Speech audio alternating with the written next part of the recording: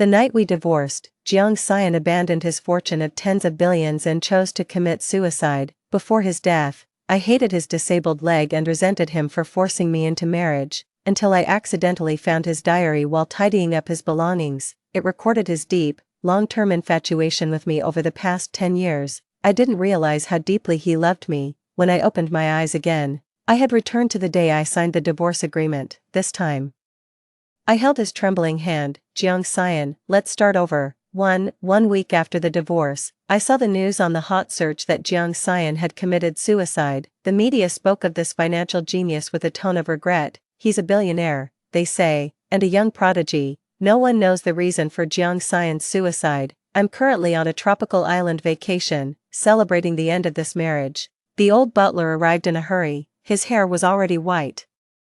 He said Jiang Xian had made his arrangements clear, and all his assets were left to me. That's wealth that would take me 100 lifetimes to spend. I was at a loss. In my eyes, my marriage to Jiang Xian was nothing more than a business alliance. He had a long-cherished unrequited love, and I bore the heavy pressure of the company's financial chain. After marriage, our relationship was cold, and Jiang Xian bought me a mansion worth a huge price in the city center. But he himself never lived in this so-called marital home. I always thought he hated me, and I hoped to end this marriage. However, after signing the documents, the old housekeeper hesitated for a long time and said he wanted to take me somewhere. Master really likes you. The past year of marriage has been the happiest time in his life. You also know he has a disability, and he has always been self-conscious, thinking he's not worthy of you. Some things he was too afraid to say. But I think the lady should know, too, that house is near my high school. When I opened the door, there was a large portrait of me hanging on the wall. It is an oil painting of me in a wedding dress. Me and Jiang Xian never had a wedding, and I have never worn a wedding dress, but the me on the canvas is smiling very happily, and every light reflection in the folds of the wedding dress is carefully painted. Every stroke of the brush is a sincere infatuation with me. The signature at the bottom is Jiang Xian's name. There is also a line of small text written behind. Shui is always happy. In this house of 100 square meters, every corner has my traces. There is a photo of me playing the piano at the high school anniversary event, a notebook with my name written on it, the ugly doll I made in art class. There's even a group photo. I gave a speech at the graduation ceremony as an outstanding student. The younger version of Jiang Xian was in the audience. He was holding his phone, taking a photo with me through the crowd. In the photo, the handsome young man was smiling shyly with his lips pressed together. Later, when I became an actor, every role I played and every product I endorsed could be found in this room. Every detail of the decoration in this room seemed to say that Jiang Xian loved me deeply. But before the arranged marriage, I had clearly heard him say, "The wedding doesn't need to be held. Don't let anyone know about my relationship with Chu Shui." At that time, his tone was fast and urgent, full of disdain, as if marrying me was a forced task. On the day of registering their marriage, Jiang Xian stared at the marriage certificate for a while. His first words, "The money has been transferred." The origin of this marriage was that my family needed financial support. I was in a disadvantaged position in this relationship and had already prepared myself for being treated badly. But I was still humiliated by this sentence. I smiled, keeping my tone restrained and distant. "Mr. Jiang is really generous. Nice to do business with you." The memory ended. I put down the oil painting in my hands. As I stood up, I suddenly felt dizzy, my vision went dark, and I fainted. 3. When I opened my eyes again, I had reincarnated. I could hear the loud music from the bar. I hadn't fully grasped what was happening when I was suddenly embraced by someone beside me. Today is the perfect day for Shui and Jiang Jia's crippled man to get divorced. Everyone, raise your glasses and drink heartily. Divorce party. No drinking, no fun. Divorce party. I felt a chill all over, and suddenly remembered the situation now. Last time, I sent the divorce agreement to Jiang Xian, and then had a party with the encouragement of friends in the circle. After getting drunk, I met Jiang Xian, who rarely came over, in the living room. He was holding the signed divorce agreement. I thought he was also eager to get it over with, and I smiled and said happy divorce to him. I completely ignored Jiang Xian's soulless state. Then came the news of his death. No, I shot up to my feet. I rushed out while everyone was shocked. Someone tried to grab me. "Shui, where are you going? Zhou Huai is about to arrive." "Right, I specifically set this up for you too, hoping to matchmake you." Zhou Huai was my childhood friend. In the eyes of our friends, We were a broken golden couple. I didn't even look back. I'm not divorced from Jiang Xian. We are not planning to get a divorce. Also, don't call him lame guy. I don't like that. 4. The banquet hall was bustling with people, clinking glasses, and chatting. The call to Jiang Xian never got through. I was so worried I started sweating on my forehead. Coincidentally, I heard some people talking behind the screen. This deal was taken by Jiang's lame guy again.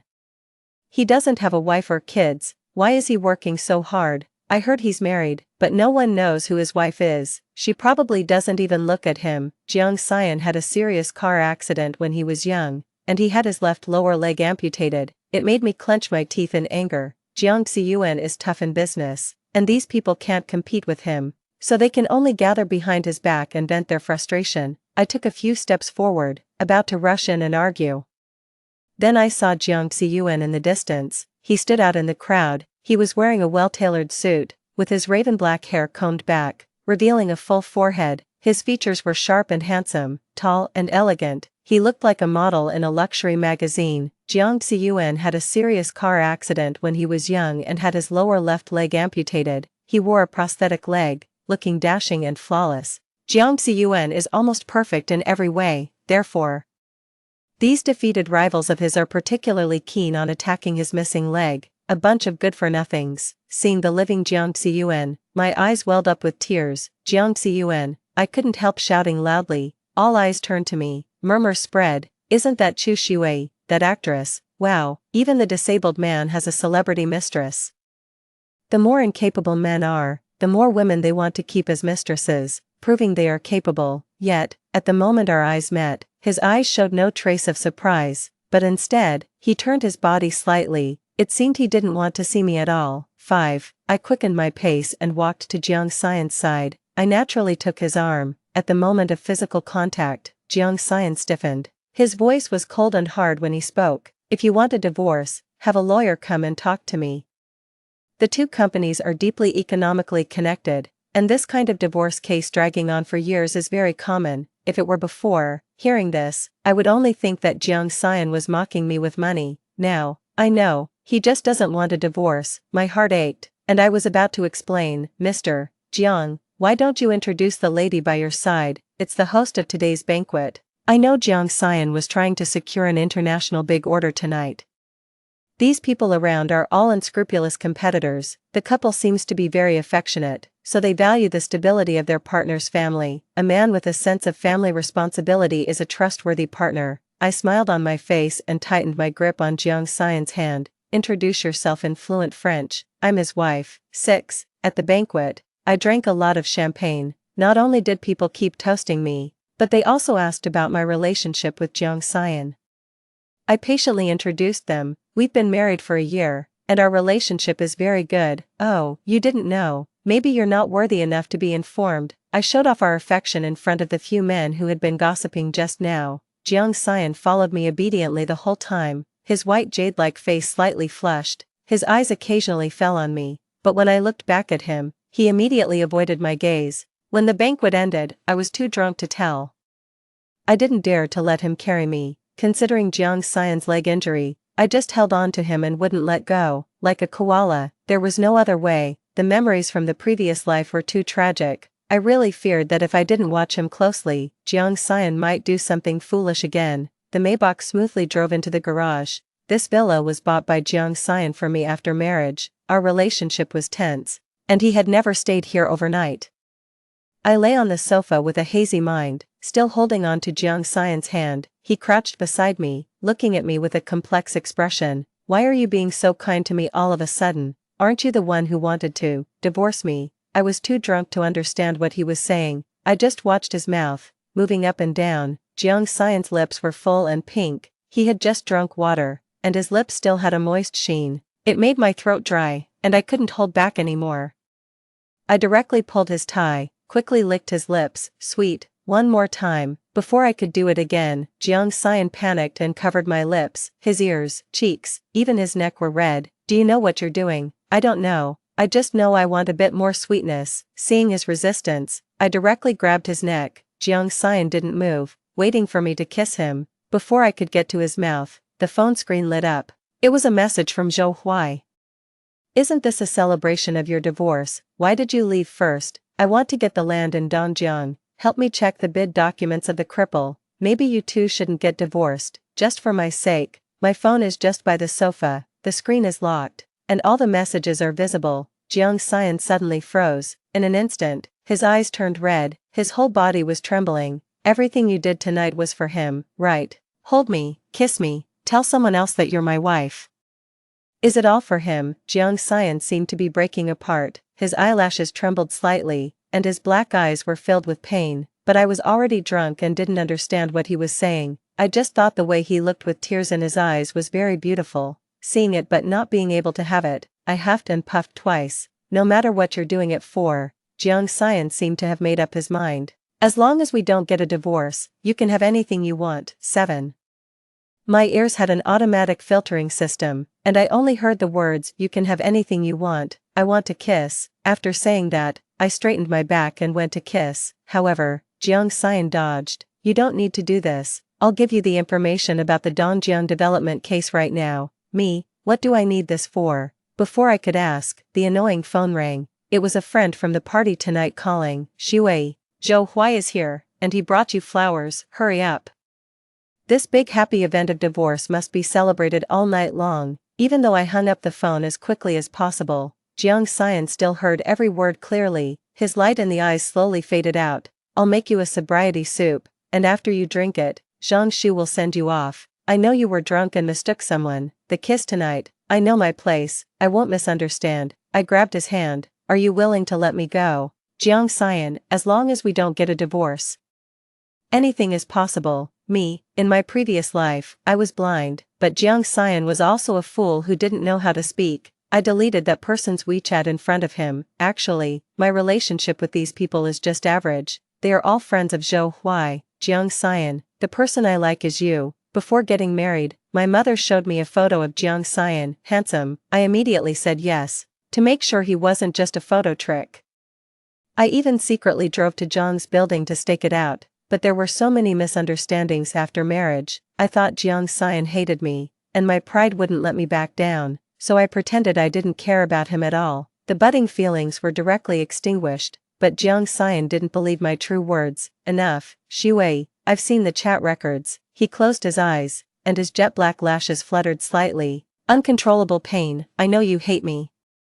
But you always lie to me, and I will feel sad. It's said that a man's tears are a woman's aphrodisiac. I feel like I have a lot of energy right now. Jiang Xian didn't want to talk to me anymore, so he grabbed the black gold cane beside him and used it to stand up. I watched, and just felt that broken cane was annoying me, so I grabbed Jiang Xian's shirt with one hand and kicked the cane with the other. I kicked it weakly. Not only did I not kick it away, but I also hit my toes. It hurts.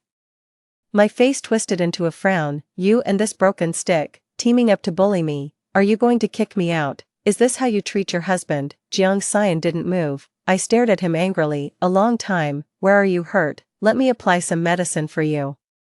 When I looked down, I couldn't even see a scratch, let alone a red mark. Me, I didn't care about anything else. I just reached out and hugged Jiang Xian's neck. Up close, I felt even more that Jiang Xian's appearance was exactly to my liking. You smell so good. I acted like a hooligan, sniffing around in Jiang Xian's arms. I felt a certain part of me that was pressed against him start to become unusually hot. Then, I accidentally fell asleep in his arms. 8. The next day, I woke up lying on the big bed in the master bedroom, wearing a silk robe. Jiang Xian was nowhere to be seen. There was a document and a USB drive on the bedside table. Opening the cover, it was none other than the bidding documents for the Dongjiang development project. My hand shook. Did Jiang Xian think that everything I did last night was for this development case? I held back my anger and called him. The call connected quickly, but his voice became cold again, as if the Jiang Xian who was obedient and affectionate last night had disappeared. You wanted something. I've left it by the bed.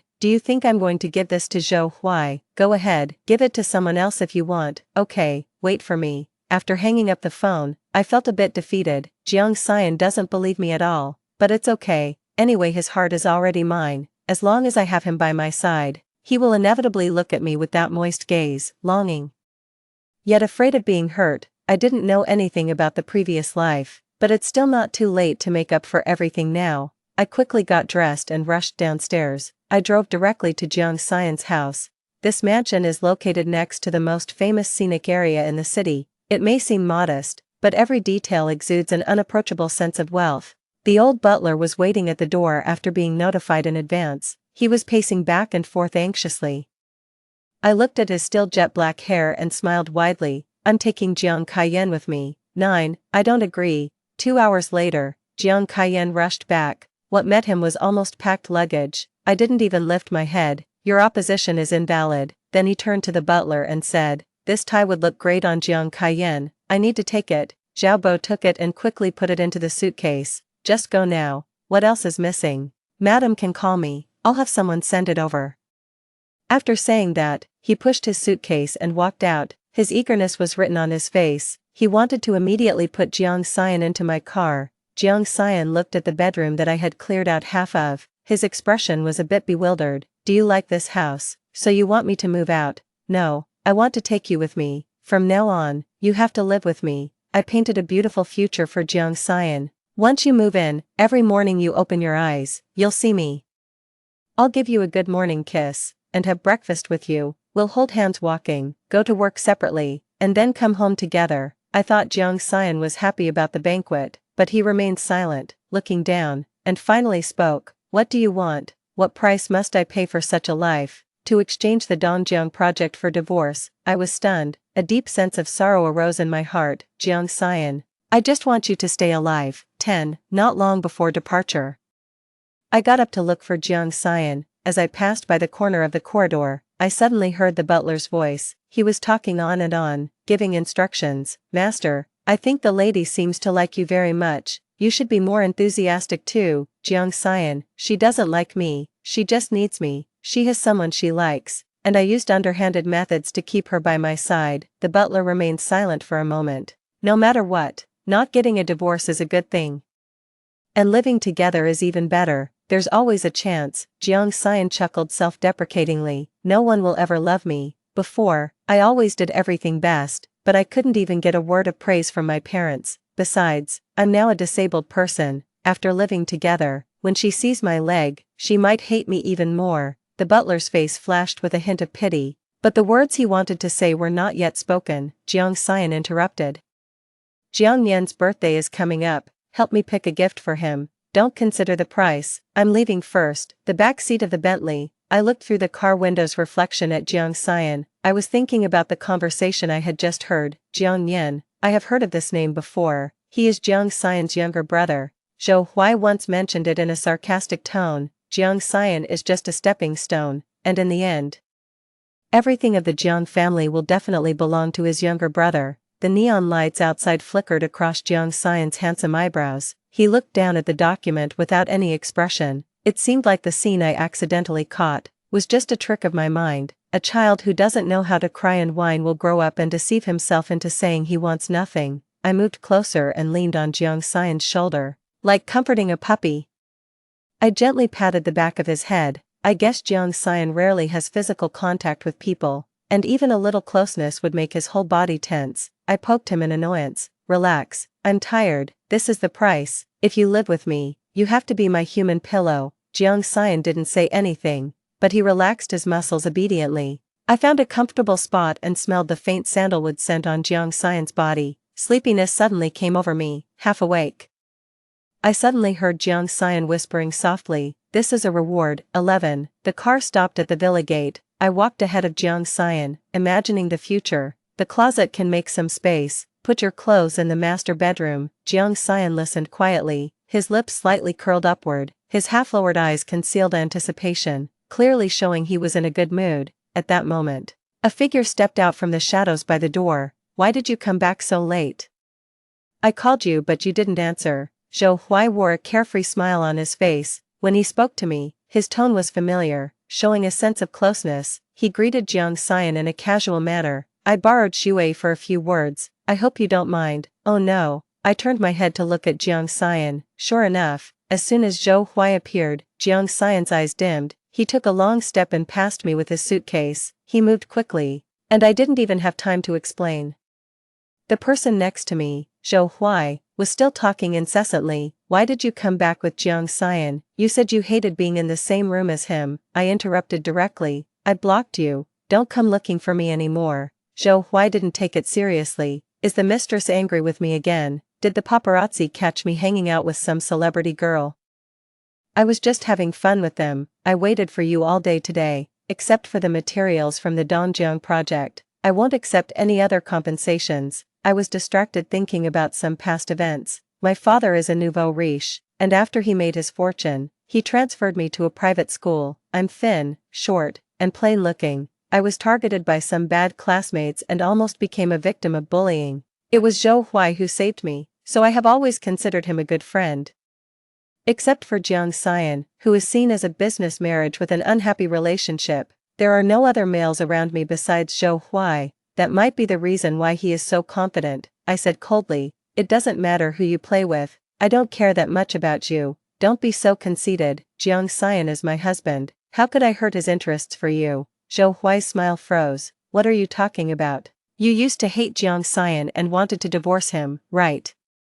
The Dongjiang project is just a small project for him. How can you not help me with this? I looked at Zhou Huai's face. It just felt unfamiliar. Last time, when Jiang Xian died, he left all his money to me. After gaining a huge fortune, Zhou Huai actually proposed to me. My so-called friendship, turns out it was just a mobile vault in others' eyes. Zhou Huai, I'm very grateful for the help you gave me when I was young. That's why I've always been trying hard to repay you. Even arranging connections for you to get into the entertainment industry, but you always subtly interfere with my relationship with Jiang Xian. Let's not contact each other anymore. 12. When I entered, Jiang Xian was standing in the living room. His suitcase was by his legs, showing no sign of being opened. Me, why didn't you have someone take care of it? Jiang Xian glanced at me from the corner of his eye. I thought I would have to move out as is. Jiang Xian and I are just friends.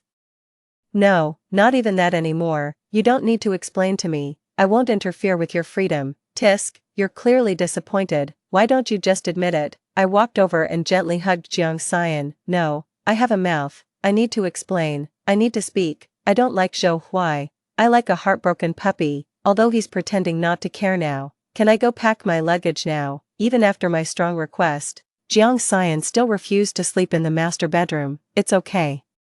I have legs and I can walk. I slipped into his room directly. There was the sound of water running from the bathroom. I sat on the edge of the bed. My mind was full of what the butler told me in the afternoon. Zhang's and his wife's marriage is a business alliance. They have no feelings for each other at all. After the young master was born, they almost never lived together, each having many partners around them. As the only heirs of the two families, they had very strict requirements for the young master. Sometimes, these requirements were too harsh for a child, but he was always excellent, until the car accident. General parents would feel sorry for their child, but Jiang and his wife decided to have another child. That day, I silently listened to Jiang Xian's growth story. I just found it absurd and ridiculous. Parents who had no feelings for each other suddenly had a great relationship when raising their second child.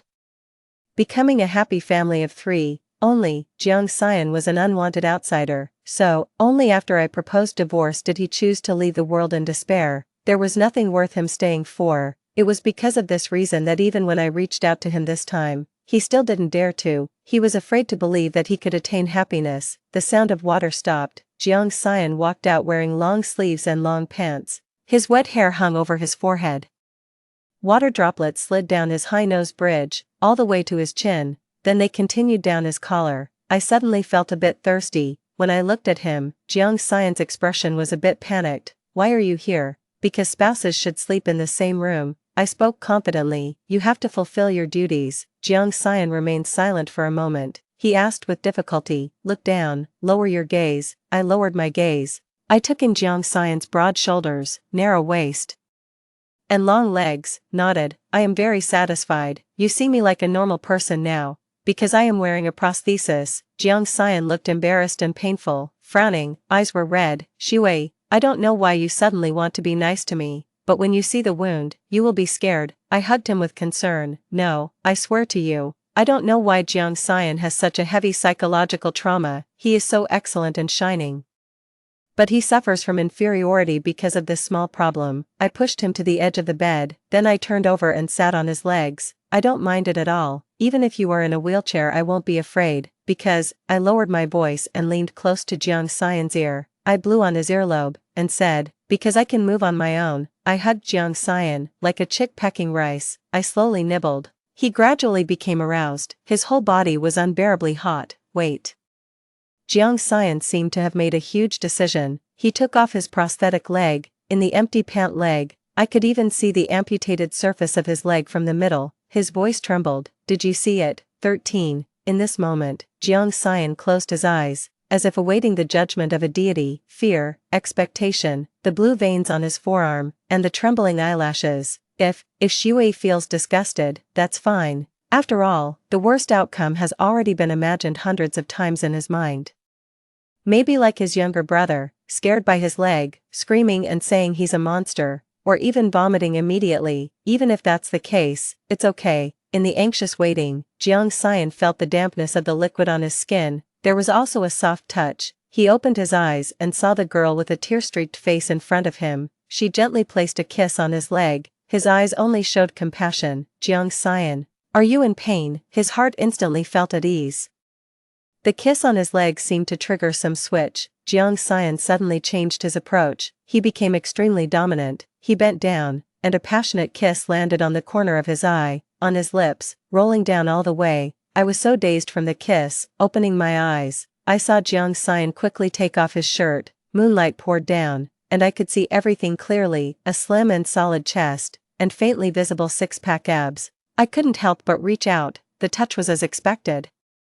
Smooth and warm. "Don't." Jiang Xian's voice was a bit out of breath. "Am I the kind of person who obeys without question?" He immediately touched my waist twice. The next second, Jiang Xian caught my hand, through the gaps between his fingers, and interlaced our fingers.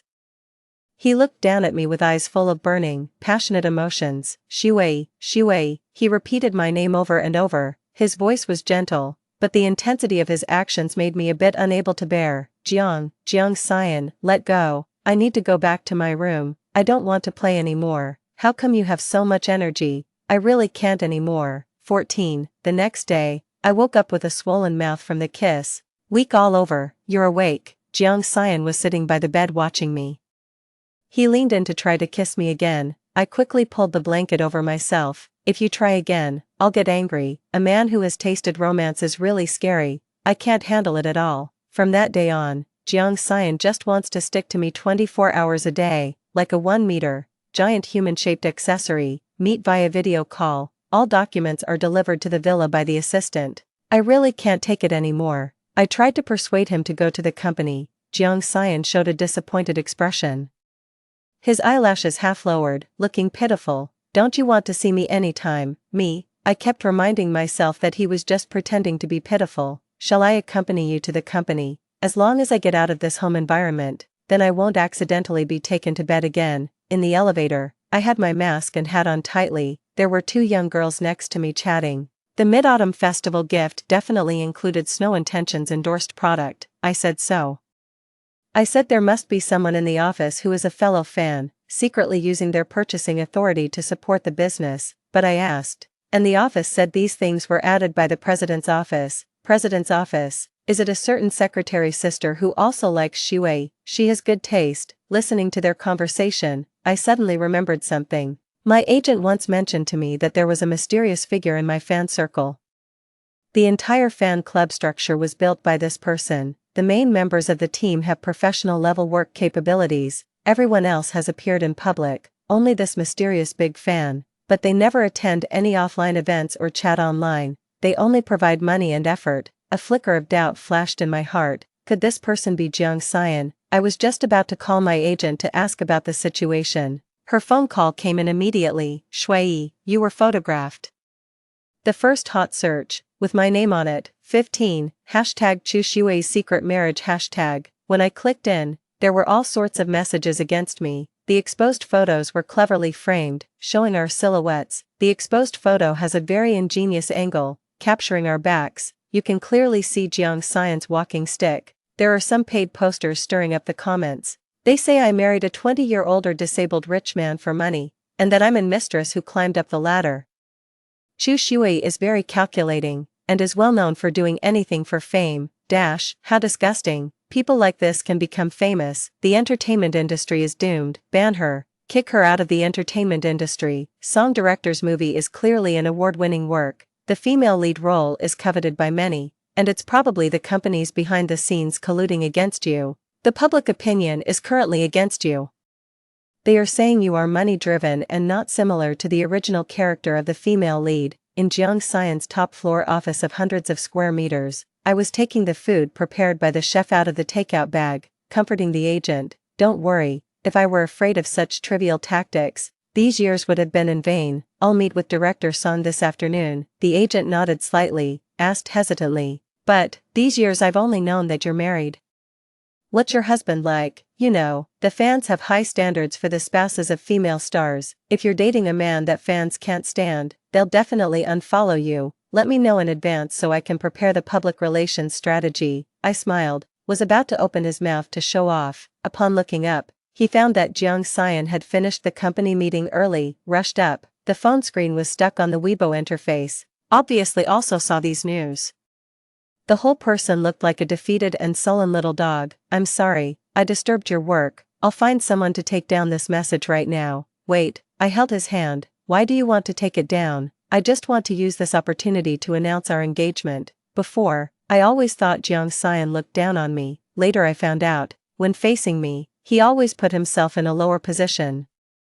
Even though he had already achieved the top level of success and wealth in the worldly sense, but in front of me, he was still insecure. I touched Jiang Xian's cheek. Don't worry, my fans will definitely like you, because they are just as perverted as me. 16. A few minutes later, facing the heated public opinion, I posted a Weibo, just 4 characters, straight from the original photo, with a picture attached. In the photo, Jiang Xian looks directly at the lens.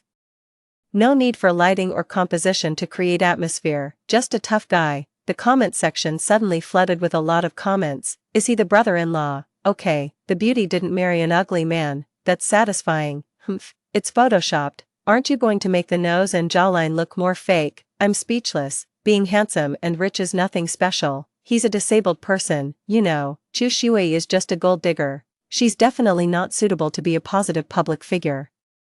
I'm speechless. Being handsome and rich is nothing special. He's a disabled person, you know. Chu Shui is just a gold digger. She's definitely not suitable to be a positive public figure. You're an idiot, but I didn't insult you. Don't show off your pitiful intelligence. What? You said I have to sacrifice myself and marry a handsome guy for money. Where is this kind of good luck? I'll take a ticket first. This face is really amazing. I believe it's for love.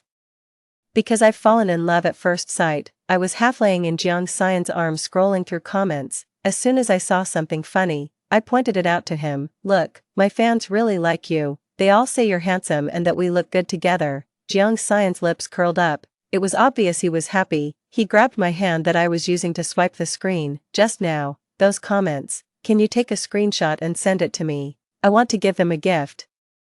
There are too many people who praise you. You can't give gifts to all of them. I have plenty of money. I want to give gifts, okay, but I have a condition. I changed my position. I sat on Jiang Xian's legs. I looked into his eyes seriously. I know you have liked me for a long time, but I have a very poor memory. Can you tell me about the past things again, in the previous life?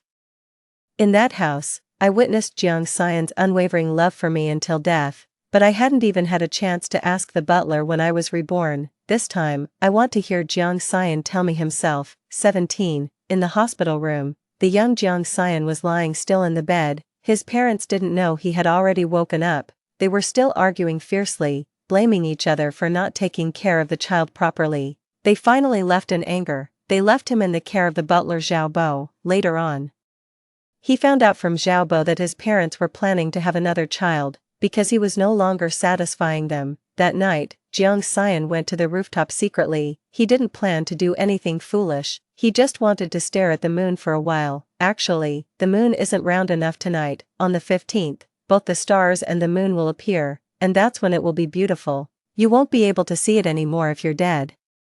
He then realized there was a girl in the shadow, is also in a wheelchair. Seeing that he didn't answer, the girl continued, "You just arrived and don't know yet. The rehabilitation meals here are especially delicious, and the nurse sisters also bring flowers in the morning. It's really a pity that he's dead. Jiang Xian felt that the other person was a bit annoying. He wanted to tell her to shut up, but he couldn't bring himself to say it. The girl quietly stayed by his side, occasionally commenting on the night sky tonight. Maybe, he is just like his mother said, a weak person who needs company. I had my leg amputated. Jiang Xian suddenly spoke and coldly observed the other person's reaction. If she showed those expressions of sympathy, he would tell her to leave. Then you can use a prosthetic, like Iron Man. It's cool. The girl, full of enthusiasm, leaned in and started talking to him. Have you seen superhero movies? Who do you like the most? I started dancing when I was very young. I danced for 10 years, and I originally wanted to become a professional dancer, but now it's not possible anymore. The doctor said I can't do high-intensity exercises anymore. I'll tell you a secret. I originally came to the rooftop to do something foolish, but that day the wind was very strong, like someone was trying to stop me. And suddenly I didn't think not being able to dance was that bad. I can still sunbathe, sleep, and eat. The conversation came to a brief pause. Jiang Xian admitted he was comforted, but the education from childhood told him that people cannot admit their weaknesses and emotional needs. Thank you, Jiang Xian spoke, with a cold and distant politeness. How much money do you need? Oh, the girl's eyes widened. Your comfort is better than my psychologist. I can probably pay you 5,000 yuan per hour. Jiang Xian looked over. He didn't finish his words. Hoping the girl opposite him could understand his hint, he wanted her to talk with him a bit more. You can add money. Oh no, I think you hit your head in a car accident. Talking for a few minutes and you want money. The days of rehabilitation training were a rare time of relaxation in Jiang Xian's life. He didn't have to constantly tighten his nerves.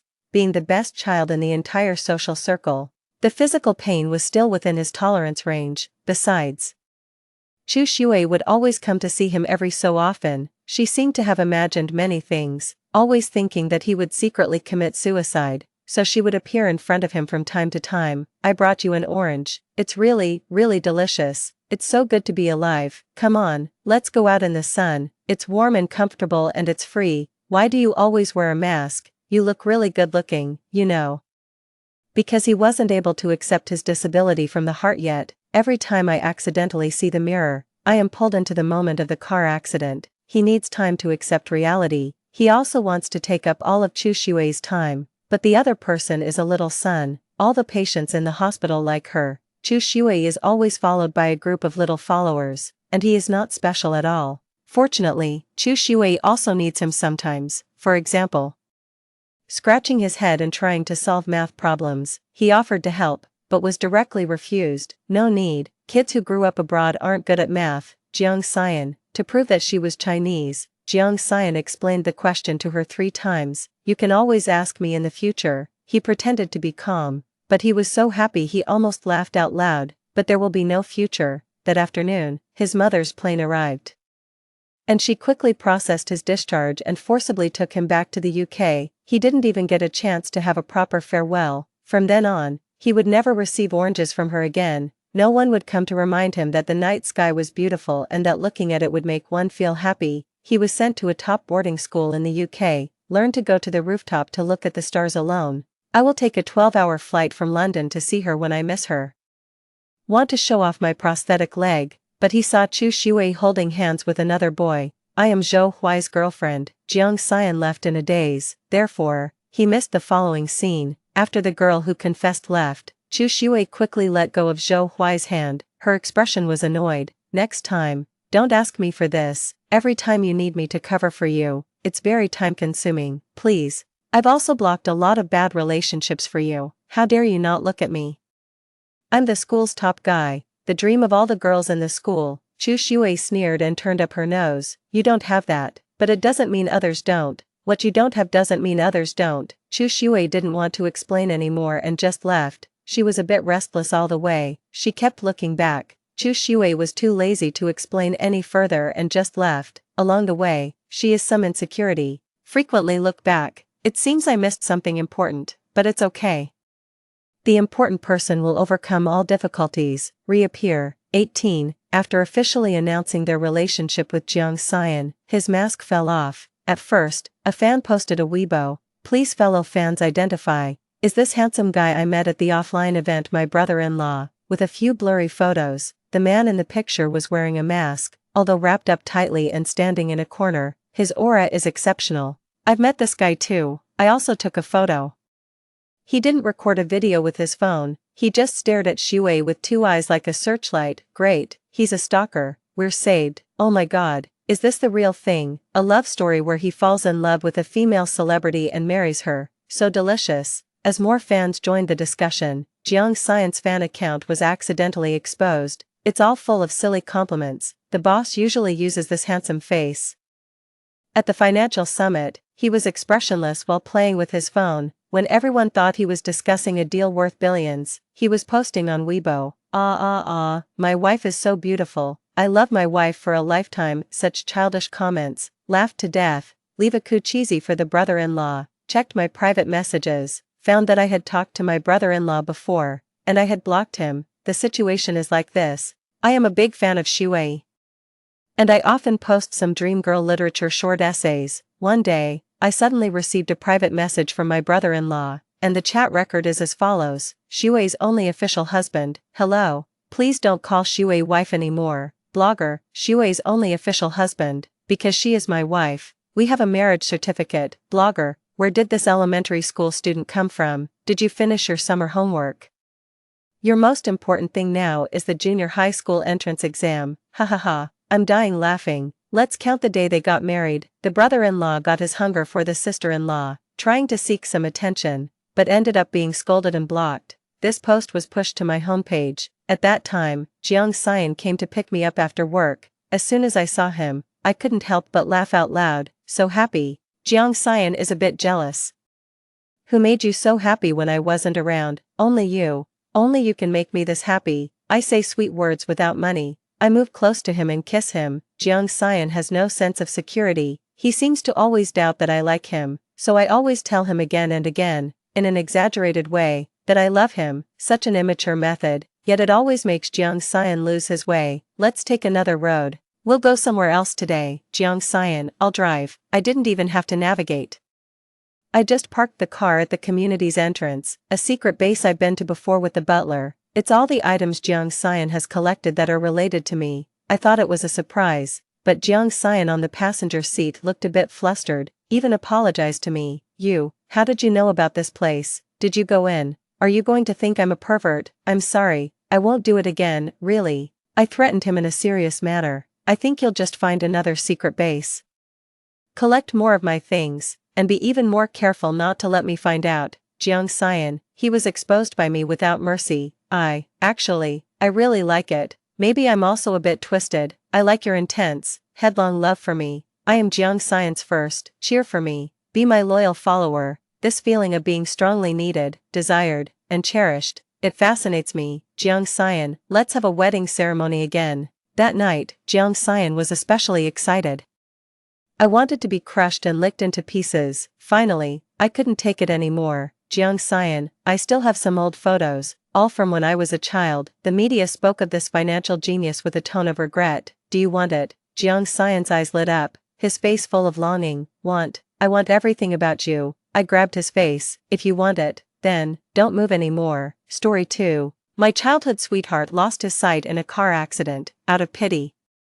I donated one of my corneas. However, he believed that I had caused the car accident, and that I donated the cornea to blackmail him with my kindness and seek repayment, all just to break up him and his first love. He hated me for his entire life. Before he died, he said that he would rather be blind than see me again. When I opened my eyes again, I returned to the moment when he was about to speed his car to chase after his first love. I pretended not to know anything in this life. I don't want to see him either. In the dead of night, my mother pulled me out of bed. As she put on her clothes, she said with a serious expression, "Hurry up." Aunt Sue called and said that Yachuan had a car accident. Let's go to the hospital right away and check on him. My heart was pounding like a drum. It wasn't until I arrived at the hospital and saw Yi Yachuan's parents anxiously pacing back and forth in front of the operating room that I realized. This wasn't a fleeting review before my suicide. I had really been reborn. My mother was busy asking about Yi Yachuan's condition, and several adults were as flustered as children. Instead, I became the only one who could communicate calmly with the doctor. The family members should be mentally prepared. The patient's face suffered a violent impact, and both corneas have fallen off. I'm afraid he will lose his sight, the doctor said, just like in my previous life.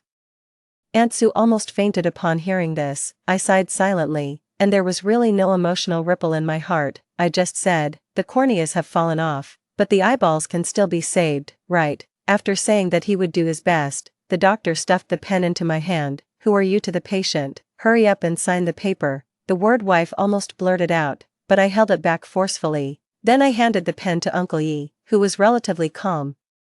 I'm the patient's neighbor and don't have the right to sign. In my previous life, when I learned that Yi Yaochuan was about to lose his sight, my reaction was similar to Aunt Sue's. After all, he was the person I had secretly loved for 10 years, thinking that Yi Yaochuan, such a free-spirited person, would no longer be able to see the world. I felt a pang of pity and donated one of my corneas. Yi Yaochuan was able to see the light again, after being depressed for a few days.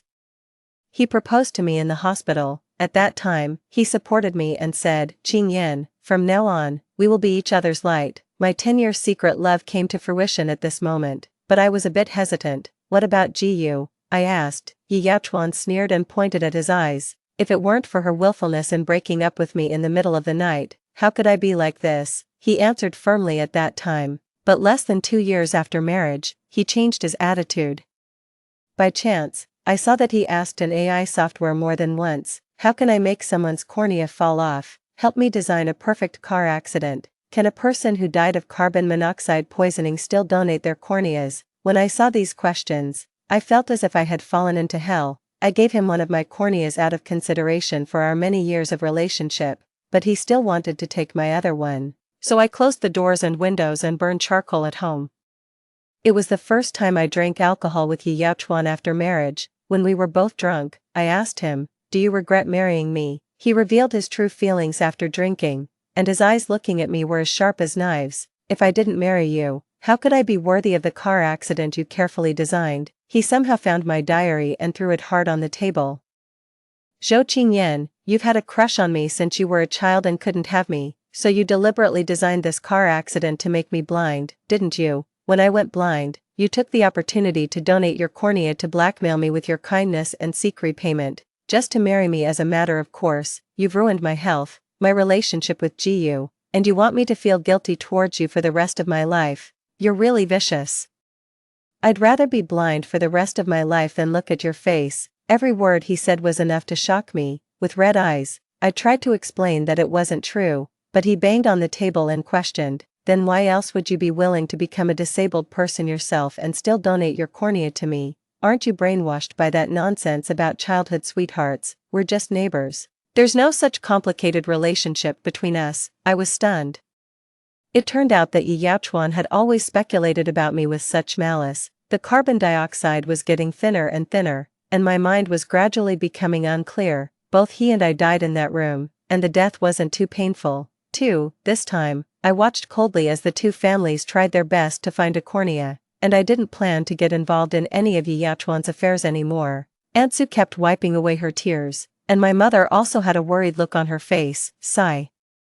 Why on earth did Yaochuan go out and drive fast in the middle of the night? What on earth was so important that he risked his life for it? Such a young and promising person. Just, upon hearing this, a trace of hatred flashed across Aunt Sue's face. I looked at Yaochuan's phone and found out that he had secretly made a girlfriend behind our backs. Her name is Ji Yu. That girl was throwing a tantrum and said that if Yaochuan didn't reach the high-speed railway station within 10 minutes, she would leave the city, in a hurry. Yaochuan, I lowered my eyes and didn't say anything. No matter how I heard it, this matter had nothing to do with me, but in his previous life, Yi Yaochuan managed to pin the blame on me. As soon as she finished speaking, there was a crackling sound coming from the ward. Aunt Sue and my mother didn't have time to react and quickly ran in. I followed in and took a look.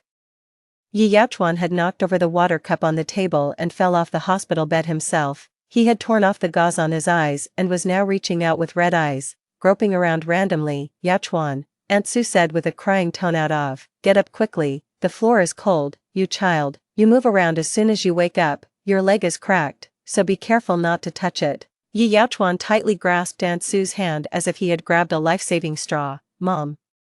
What's wrong with my eyes? Why can't I see anything? Why? Aunt Sue loved her son so much that she opened her mouth several times but couldn't say anything. she covered her mouth and cried, and her shoulders trembled as she held back the sobs, not daring to make a sound. Yi Yachuan couldn't see where people were and could only look around, his eyes revealing a look of panic. In the end, my mother couldn't stand it anymore. She pulled me and helped Yi Yachuan up together. "Qing Yan, it's you."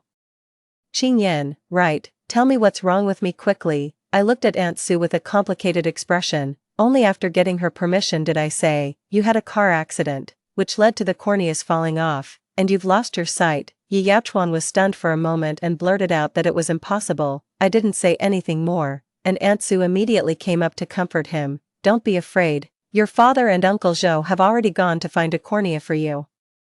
We'll be able to regain our eyesight soon." Yi Yachuan, who had been free-spirited and assertive since childhood, couldn't bear this blow. Finally, the doctor came for a round of inspection and reminded, "You must take extra care of your eyes now. Otherwise, if the situation deteriorates further, even if there is a cornea available, it can't be transplanted." I smiled but didn't say anything. If a cornea could be easily obtained in his previous life, Yi Yachuan wouldn't have set his sights on my other cornea. But wasn't this exactly what he wanted? In this life, at least he could never see me again. 3. Uncle Ye's attempts to find a cornea failed repeatedly, and his hair turned white within a few days. Yi Yachuan couldn't accept the fact that he had lost his sight, and a fear emanated from his whole body. Less than 3 days after being hospitalized, Aunt Sue was so exhausted that she was hospitalized due to high blood pressure. I deliberately avoided Yi Yachuan, but I was scolded by my parents. "Qing Yan, our two families have always had a good relationship, you should at least lend a hand." I couldn't tea any longer, so I had to go. As soon as I entered the ward, Yi Yachuan heard the commotion and turned his head. "It's Qing Yan, isn't it?" I was surprised for a moment, and then I heard Yi Yachuan laugh self-deprecatingly. "I know your footsteps. Why haven't you come to the hospital to see me? Does my current appearance scare you?" I sat not far from his hospital bed and said indifferently, "I've been too busy recently and didn't have time." My 10-year-long secret love had long since disappeared completely due to the hardships after marriage in my previous life. In this life, my infatuation has cleared up. Yi Yachuan was right. We were just neighbors. It was as if he was waiting for my comfort. When I didn't speak for a long time, he reached out his hand to grope for his phone again. After finally finding it, he stretched his hand towards the other side of the bed. He said to the air, "Help me check if Jiyu has called me. I can't even turn on my phone, since I haven't been able to contact her for so many days. Jiyu must be really worried." I sighed helplessly. "I'm over here." Yi Yachuan was stunned for a moment, and a trace of frustration flashed across his face. I took the phone and fiddled with it. There were 0 missed calls. I opened WeChat and took a look. The chat record between the two of them was still from a few days ago. I glanced at Yi Yachuan, driven by curiosity. I still opened the chat box. I really wanted to know why in his previous life, Yi Yachuan had blamed me for his car accident. "Yi Yachuan, my mom said that if you want to marry me, the betrothal gift must be a shopping mall. There's no room for negotiation on this matter. Your family is wealthy. Even 2 shopping malls are nothing to you, since you're so insincere. We might as well break up." Yi Yachuan took a very low stance. "Can we discuss this matter again? I'll talk to my parents properly." Jiyu sent a high-speed rail ticket for half an hour later. "Then come to me again when you've discussed it." Yi Yachuan begged Jiyu not to leave, and finally Jiyu relented, but said that she would only give him 10 minutes. After reading the chat record, I couldn't help but sneer. Their quarrel over the betrothal gift had nothing to do with me. In his previous life, just because I was kind-hearted and donated a cornea to him, he took all his anger out on me. "So, any news?" Yi Yachuan asked anxiously. I shook my head and put the phone on his lap. "No, it's impossible." He groped for the phone and still wanted to hand it to me. "Is my phone out of battery? Or maybe the phone was broken in the car accident and WeChat can't receive messages." "Qing Yan, can you go and buy me a new phone?" Looking at Yi Yachuan's anxious appearance, a trace of satisfaction rose in my heart. I deliberately said, as if taking revenge, "Jiyu hasn't contacted you, not even once." 4. From then on, Yi Yachuan asked me to check the unread messages on his phone every day. As the days passed, Yi Yachuan was clearly getting flustered. "She hasn't contacted me for so many days. Why still doesn't Jiyu contact me? Do you think something might have happened to her?" I looked at him expressionlessly, but Yi Yachuan suddenly said, "Help me call Jiyu." The moment the phone was connected, Yi Yachuan's eyes lit up, and this was the first time he had smiled in several days. "Jiyu, The person on the other end of the phone wasn't in a good mood. "Why are you calling me? I said I would only wait for you for 10 minutes. And you didn't come. Doesn't this mean we've broken up by default? Don't bother me anymore in the future," Yi Yaochuan kept explaining. "I'm sorry, Jiyu. Don't hang up the phone. I didn't mean to be late, and I don't want to break up either. It's just that I had a car accident and have been in the hospital." I got up and walked out, afraid that if he was rejected, he would also shift the blame to me. But seeing Yi Yaochuan's attitude towards Jiyu, I finally understood that he really didn't love me. We grew up together since we were children, and I had never seen Yi Yaochuan in such a humble state. After Aunt Sue came, I went to see the attending doctor. If the car accident was so serious, why were Yi Yaochuan's other injuries only minor? While his eyes were the most severely injured, there was also a hint of helplessness on the doctor's face. When we picked him up from the scene, his entire face was covered in blood. Later, we found that there was a raised ornament installed on the logo of the steering wheel of the patient's car. When the airbag popped out, it happened to poke into his eyes. What a pity. I raised my eyebrows and went home, understanding everything in my heart. In my previous life, I had devoted all my heart to Yi Yaochuan. Only after looking back on my life before I died did I realize that I had played a good hand of cards very poorly. This time, I used 2/3 of my savings to buy gold. My mother looked at me suspiciously. "Are you going to open a gold store?" I smiled and shook my head. "I'm keeping it for appreciation." When my father came back in the evening, he was in a bad mood and let out a long sigh during dinner. Out of the corner of his eye, he kept glancing at me from time to time. "We can't find a cornea at all. That child Yaochuan is probably..." I looked up at my father and said, "We should do our best and leave the rest to fate." "You've already done your best.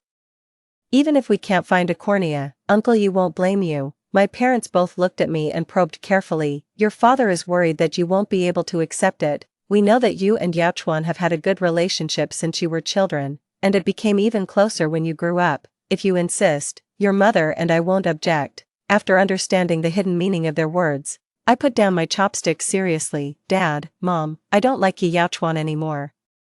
It's not because he's blind, it's because he already has a girlfriend. He's not suitable for me. We're just ordinary friends and neighbors. Don't say such things again in the future." My parents were surprised for a moment and then quickly nodded. "Yan, don't worry, whatever you choose, we will support you." A week later, my father originally wanted to pick Yi Yaochuan up from the hospital, but Aunt Sue helplessly declined my father. "Thank you. But Yaochuan's friend has come and said that she will take him out of the hospital. You've all gone to a lot of trouble during this time." At noon that day, we saw a girl helping Yi Yaochuan get out of the car. Aunt Sue and Uncle Yi followed behind, and their faces showed no sign of joy or anger. I heard that Aunt Sue has always disagreed with this girl coming into the family. Why has she suddenly changed her mind? My mother shook her head and said, "Yi Yaochuan can't see." Aunt Sue has no choice but to agree. That night, Aunt Sue's family invited us over for dinner. I made an excuse to refuse, but Aunt Sue and Uncle Yi came to our house in person. "If Qing Yan is not available today, how about we have dinner another day? Your family has helped us a lot during this time. We don't know how to thank you. You must come to our house for a meal." Leaving Yi Yaochuan aside, both in my previous life and this life, Aunt Sue and her husband have always been very kind to me. I couldn't decline and had to agree. When my mother arrived, she went to the kitchen to help Aunt Sue. My father and Uncle Yi got together, scratching their heads and contacting people everywhere to find a cornea. Only I was sitting awkwardly in the living room with Yi Yaochuan and Jiyu. Jiyu took on the posture of a hostess and even poured me a cup of tea. "I heard that you are the little childhood sweetheart who grew up with Yaochuan since childhood." I smiled politely. "Not really. We're just neighbors." Out of the corner of my eye, Yi Yaochuan frowned, but when Jiyu leaned into his arms, his frown immediately relaxed. Jiyu smiled shyly. "Yaochuan has become more dependent on me since he lost his sight. I had no intention of competing with her, so I just smiled in agreement. In this life, I just want to keep my distance from Yi Yaochuan. As for whether he, who has lost his sight, is happy or not, it's none of my business." At the dinner table, Aunt Sue and Uncle Yi drowned their sorrows in wine. After 3 rounds of drinking, they were all a bit tipsy. I helped Aunt Sue back to the bedroom. "Auntie, you have a good rest. Yi Yaochuan's condition is getting better day by day. Don't worry too much. Everyone is still trying their best to find a cornea." Aunt Sue covered her face and burst into tears. "We can't even buy a cornea with money. We all know that this is just a hope." I originally disagreed with Ji Yu coming into the family. Qingyan, you and Yachuan are the ones who. I interrupted Aunt Su with a smile. Auntie, Yi Yachuan and I are friends, you'd better help them fulfill their love. Aunt Su was stunned for a moment and then nodded, and her tears flowed even more profusely. I helped my parents back home. Before leaving, I looked back and saw Ji Yu looking up at the Yi family's house. Her eyes full of greed. According to Yi Yachuan's personality, he must have looked for Ji Yu after the accident in his previous life, but Ji Yu rejected Yi Yachuan, who could see with one eye in his previous life, but changed her mind about Yi Yachuan, who is completely blind in this life. Ji Yu's intentions are probably not pure. 6. Yi Yachuan and Ji Yu got their marriage certificates soon. Logically speaking, this should be a happy event, but Aunt Su and Uncle Yi were frowning. Why does Aunt Su have even more white hair than a few days ago? There was a hint of exasperation on my mother's face. She's still worried about Yi Yachuan. That girl is no good. Taking advantage of Yi Yachuan's blindness, she made exorbitant demands. The betrothal gift alone cost more than half of the Bai family's property, saying it was compensation from the Bai family to her. Yet Yi Yachuan said that he would marry no one but her. Your Uncle Yi was so angry that his heart disease almost flared up again. Marrying Ji Yu was Yi Yachuan's lifelong obsession, not to mention half of the property. Even if all of his wealth was taken away, Yi Yachuan would probably be happy about it. The only ones to be pitted were Aunt Su and Uncle Yi. In their middle age, they still had to go through this disaster. After dinner in the evening, I went back to my room. In my previous life, I lost the sight of one eye. In this life, I naturally want to take a good look at the great rivers and mountains of the motherland. When I was making a travel plan, my mother suddenly knocked on the door. Qingyan, Yachuan is looking for you. I frowned. After thinking about it, I had indeed been keeping my distance from him recently, so I got up and went downstairs. What's the matter? Yi Yachuan looked in the direction of my voice. Do you want to go for a walk? I looked back at my parents, put on a coat, and went out. But I didn't go far, just stood under the street lamp at the door. Yi Yachuan groped with his hands and didn't take a step. When he saw that I didn't come forward for a long time, he pursed his lips. Aren't you going to give me a hand? I clicked my tongue softly. A man and a woman should avoid physical contact. I need to keep my distance from a married person. Yi Yachuan tentatively walked over step by step. A small stone tripped him and he stumbled. I watched expressionlessly. After all, in his previous life, he banged on the table and said that he would rather be blind than see my face. The scene was still vivid in my mind. 7. Yi Yachuan stumbled over a distance that should have taken 1 minute and 10 minutes. I had lost my patience. But he took out a bag of wedding candies from his pocket. As usual, I took them out secretly for you. When I was a child, I was greedy. No matter what food there was at home, Yi Yachuan would always secretly take out a portion for me first. Is this why you came to see me? I tilted my head and looked at him, thinking carefully. My initial crush on him seemed to be because of his boundless kindness. Put it away, you're married and should pay attention to propriety. I casually found an excuse to refuse. But Yi Yachuan's eyes turned slightly red. He was also a bit emotional. I know your feelings for me. If we can't be lovers, can't we even be friends? You used to pester me every day. Now you're saying that I'm just your neighbor. I was stunned for a moment. Later, I remembered that he was referring to the time when we went to their house for dinner. I chuckled. Although I didn't understand what he meant by that, I still returned the words he said in his previous life to him verbatim. Aren't you brainwashed by that nonsense about childhood sweethearts? We're just neighbors. There's no such complicated relationship between us. Yi Yachuan's expression froze for a moment. His ears turned red in embarrassment. I touched my slightly cold arm. It's too cold. Go back early. Can you walk back? Yi Yachuan lowered his eyes and stared at the ground, making it impossible to guess his emotions. I've walked this way 800 times. I could walk back and forth in my dreams. As soon as he finished speaking, I closed the door with peace of mind. If he fell and got hurt, it would really add to Aunt Sue's troubles. 2 days later, I got on the plane for a trip. I wore earphones and looked out of the window all the way, amid the clouds rolling and stretching. I threw all the grudges behind me. The world is wonderful. Wasting time and energy on a man is definitely not a wise move. 8. I spent half a year traveling to more than a dozen cities. Everywhere I went, I met all kinds of friends and even accidentally became a travel blogger. My parents followed my account, and the two of them competed every day to be the first in my comment section.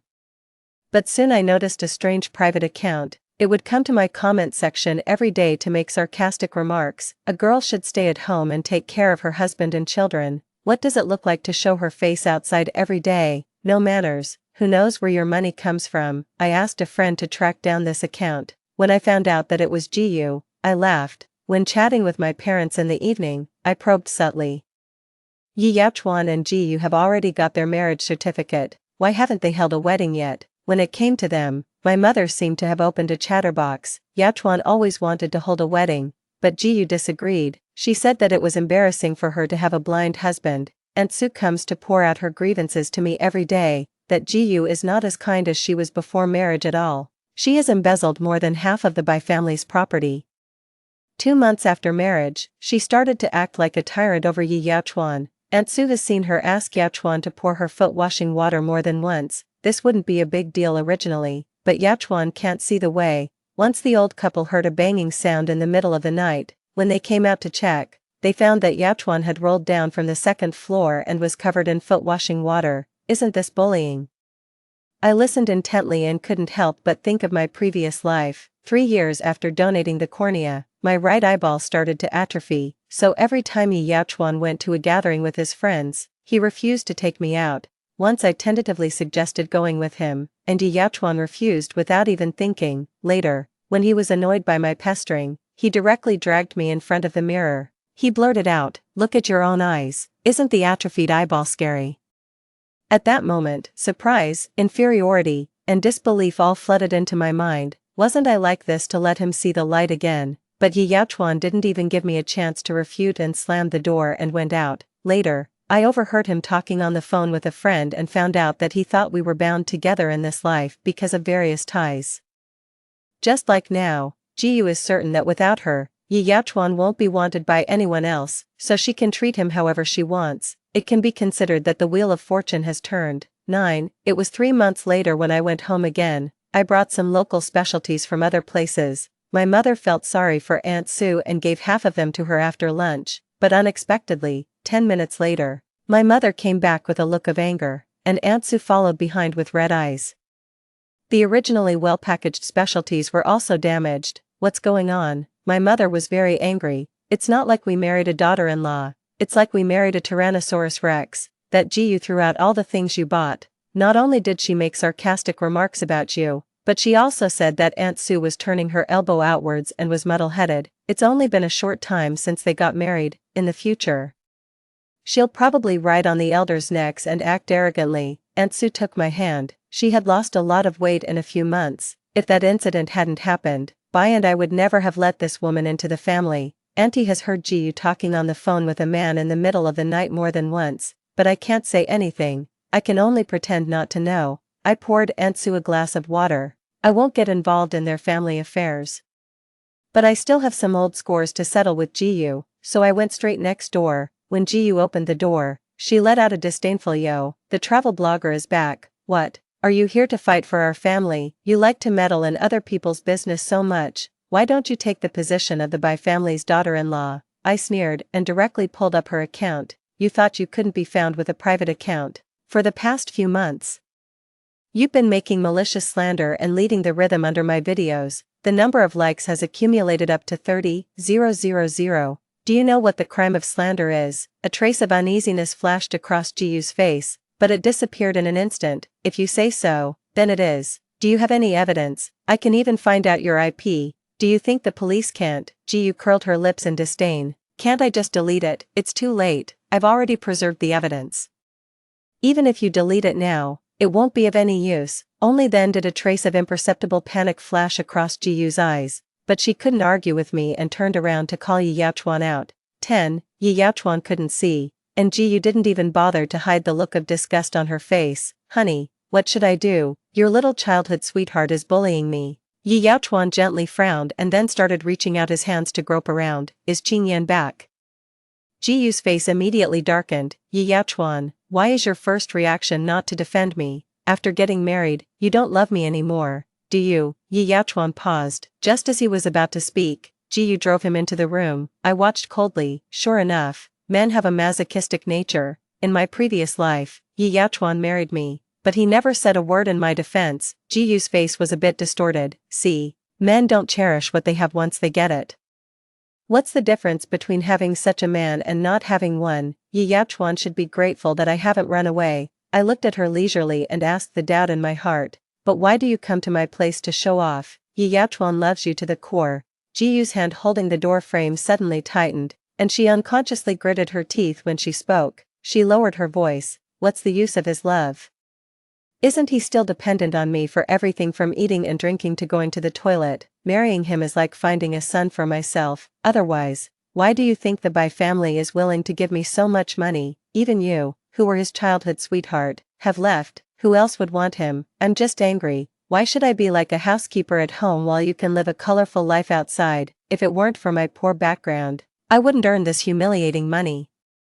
I felt a bit sighing and also felt that it was within my expectation. Even if you tell all these words to the Bai family, I'm not afraid. After all, their son is blind. I thought for a while and told her what the doctor said. Do you know that he became blind because you put an ornament on his steering wheel? When the airbag popped out, it injured his eyes. Ji Yu sneered. So what? He was willing. Sure enough. People of the same kind sleep in the same bed, naturally. I wouldn't tell these words to anyone, but before leaving, I warned her again. If you don't apologize in my comment section within 24 hours, I will sue you for slander. Just an apology is not enough. If you talk back to my mother again in the future, I still reserve the right to sue you. At that time, I will hire the best lawyer and make you lose everything you have now. Ji Yu held the door tightly and was so stupid as to threaten me with Yi Yachuan.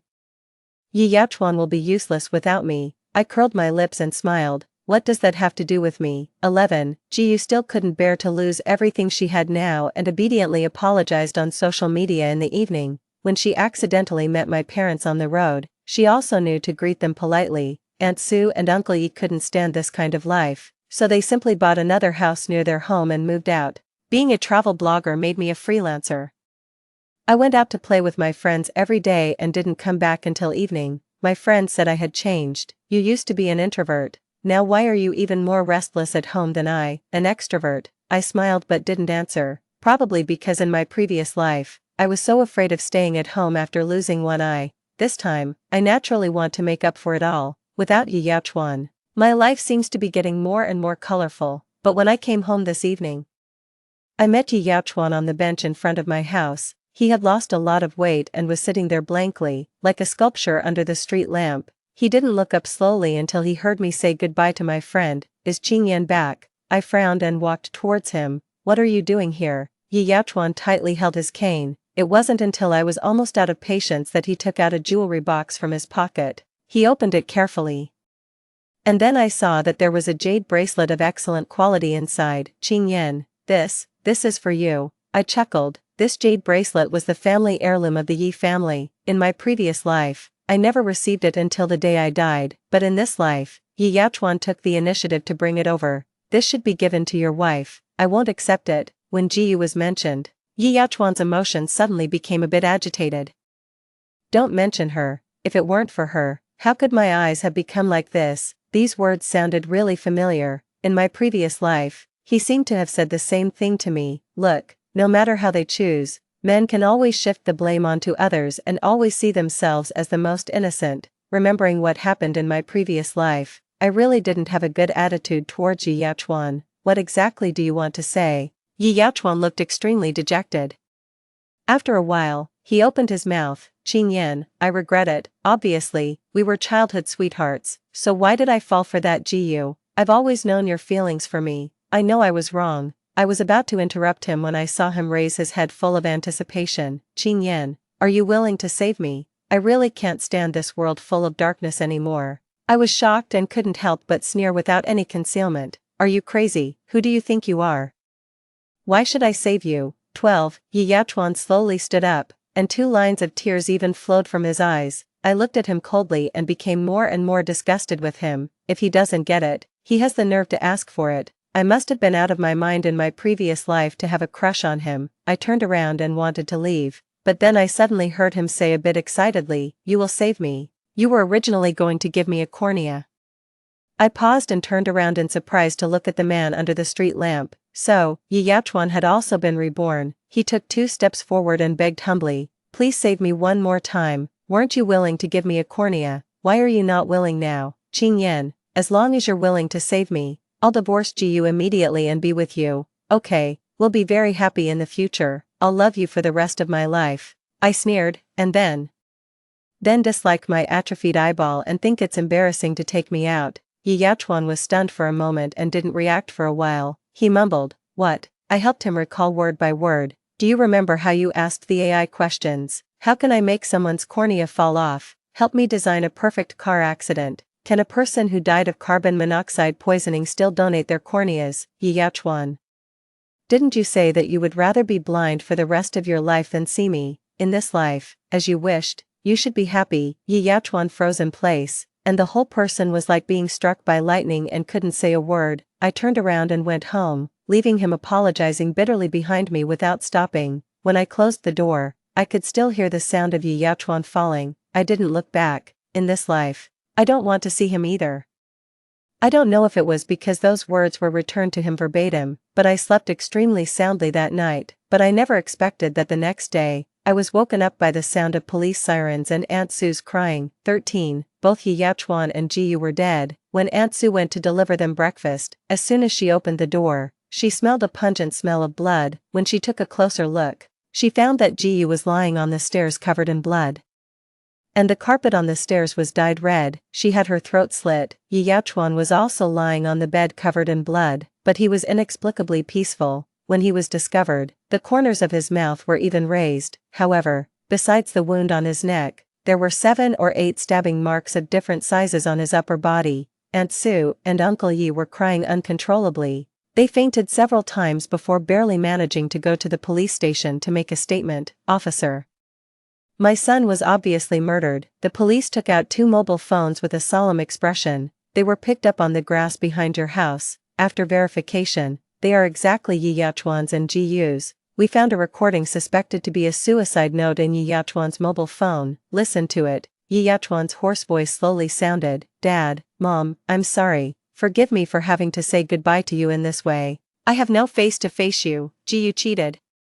She brought that man back home the night before yesterday. The 2 of them bullied me because I couldn't see, and actually, in my room." Yi Yachuan's voice trembled a bit. "I really can't stand this kind of life anymore. It's just a pity that I didn't see Ji Yu's true face until now. She married me just for money. I treated her so well, but this is how she repays me. If it weren't for her, maybe I wouldn't have gone blind. Even if I went blind, someone would donate a cornea to me. I didn't cherish it, but this bitch deserves to die. I thought about getting a divorce, but I'm not willing to let her take away more than half of the property. I'm afraid your life will be difficult in the future. After killing Ji Yu, I will also commit suicide. I'm sorry, Mom and Dad, I've disgraced you. Is Qing Yan here? I'm sorry. I hope we can meet again in the next life." After listening to the recording, my parents and Yi Yachuan's parents were all crying their hearts out.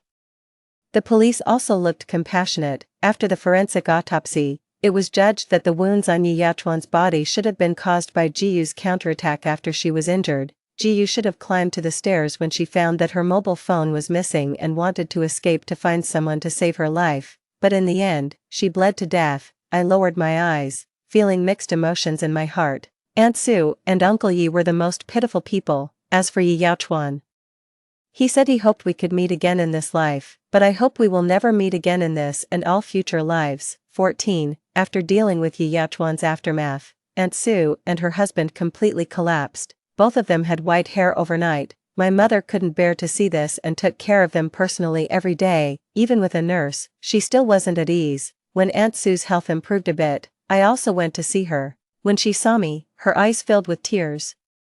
"Who are you?" to the patient. "Hurry up and sign the paper." I was too lazy to listen to words about him, so after helping Auntie wipe her tears, I changed the subject. "You and Uncle have a good rest and get well soon. Next time I go out, I'll take you with me. Okay, in the future, you and Uncle will retire with my parents." This was my mother's suggestion. I once objected to it, but was criticized by my mother. "Have you forgotten how kind Aunt Sue was to you when you were a child? Yachuan is 2 years older than you. When you were born, you kept crying. At that time, our family's conditions weren't as good as they are now. I was exhausted. It was Aunt Sue who carried you up bit by bit. They've lost their son. If this continues, I'm afraid their health won't hold up in a short time." As my mother spoke, her eyes turned red. I didn't refute anymore. After getting married in my previous life, Uncle and Auntie were still as kind to me as before. It was all Yachuan's fault. After uncle and auntie recuperated for a year, I took them on a plane to Yunnan. I rented a small courtyard for them, for people were just right. Instead, I carried equipment out every day to shoot materials, while the other three played mahjong noisily. Everyone was just right. Story 2, the day I gave birth was critical. I pleaded with Zhang Shuai to sign the consent form for a cesarean section, but his mother wouldn't allow it. From behind the door, he shouted anxiously, "Chow chow, push harder, you can definitely give birth naturally." Later, I suffered from amniotic fluid embolism, and both the baby and I died. When I opened my eyes again, I was back to being 15 years old. Zhang Shuai stopped me at the entrance of the village. "Chow chow, I heard you're going to vocational school too." 01. For a brief moment after I passed away, my soul hovered in midair. I heard my mother-in-law sitting on the ground, wailing that the doctors had killed her precious grandson. She had always thought the baby in my belly was a girl. I saw Zhang Shuai holding my body, crying uncontrollably, his tears and snot smeared all over my face, seeing my mother rushing over and crying her heart out. She later joined my mother-in-law in confronting the doctor, demanding 1,000,000 yuan in compensation. 1,000,000 yuan, so, my life was worth that much. A voice echoed in my ears, "You should be reincarnated now." But I really couldn't accept it. Why did my life have to end like this? "Do you want to live again?" Yes. My consciousness plunged into darkness. When I opened my eyes again, I was back to being 15, the village loudspeaker announced, "Although SARS has not affected our city yet, but," Zhang Shuai, wearing bell-bottoms, stopped me at the village entrance. "Chow chow.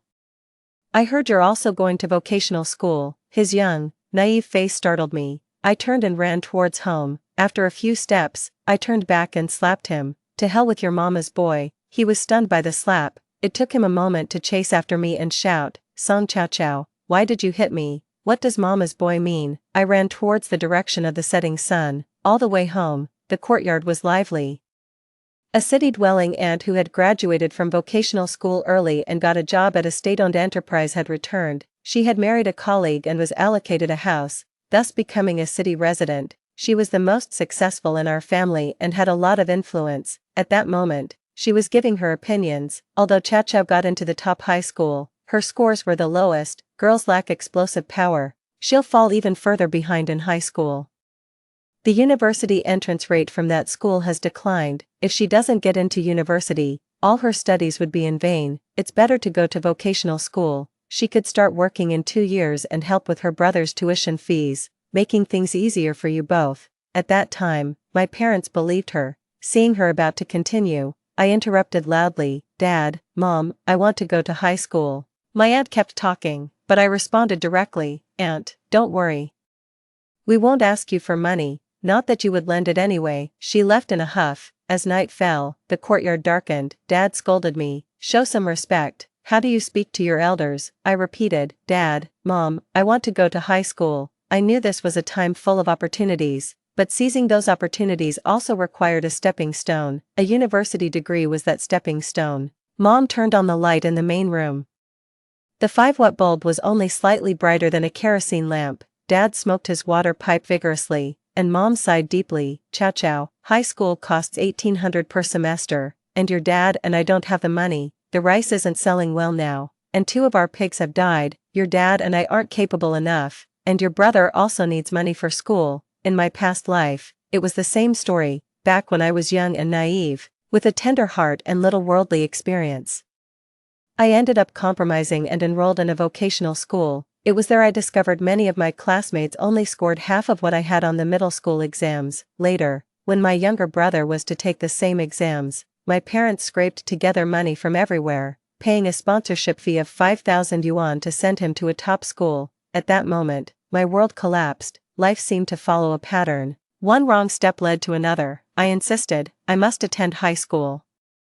And I'll find a way to manage the tuition myself. My father, after exhaling his last puff of smoke, said, "If you can get the money yourself, then go ahead." School was starting in just over a month. Even if I worked day and night in the county, there was no way I could earn the 1,800 yuan needed. I spent nights tossing and turning in bed, trying to think of a solution. Finally, I thought of someone. At the break of dawn the next day, I left for the first bus to the county.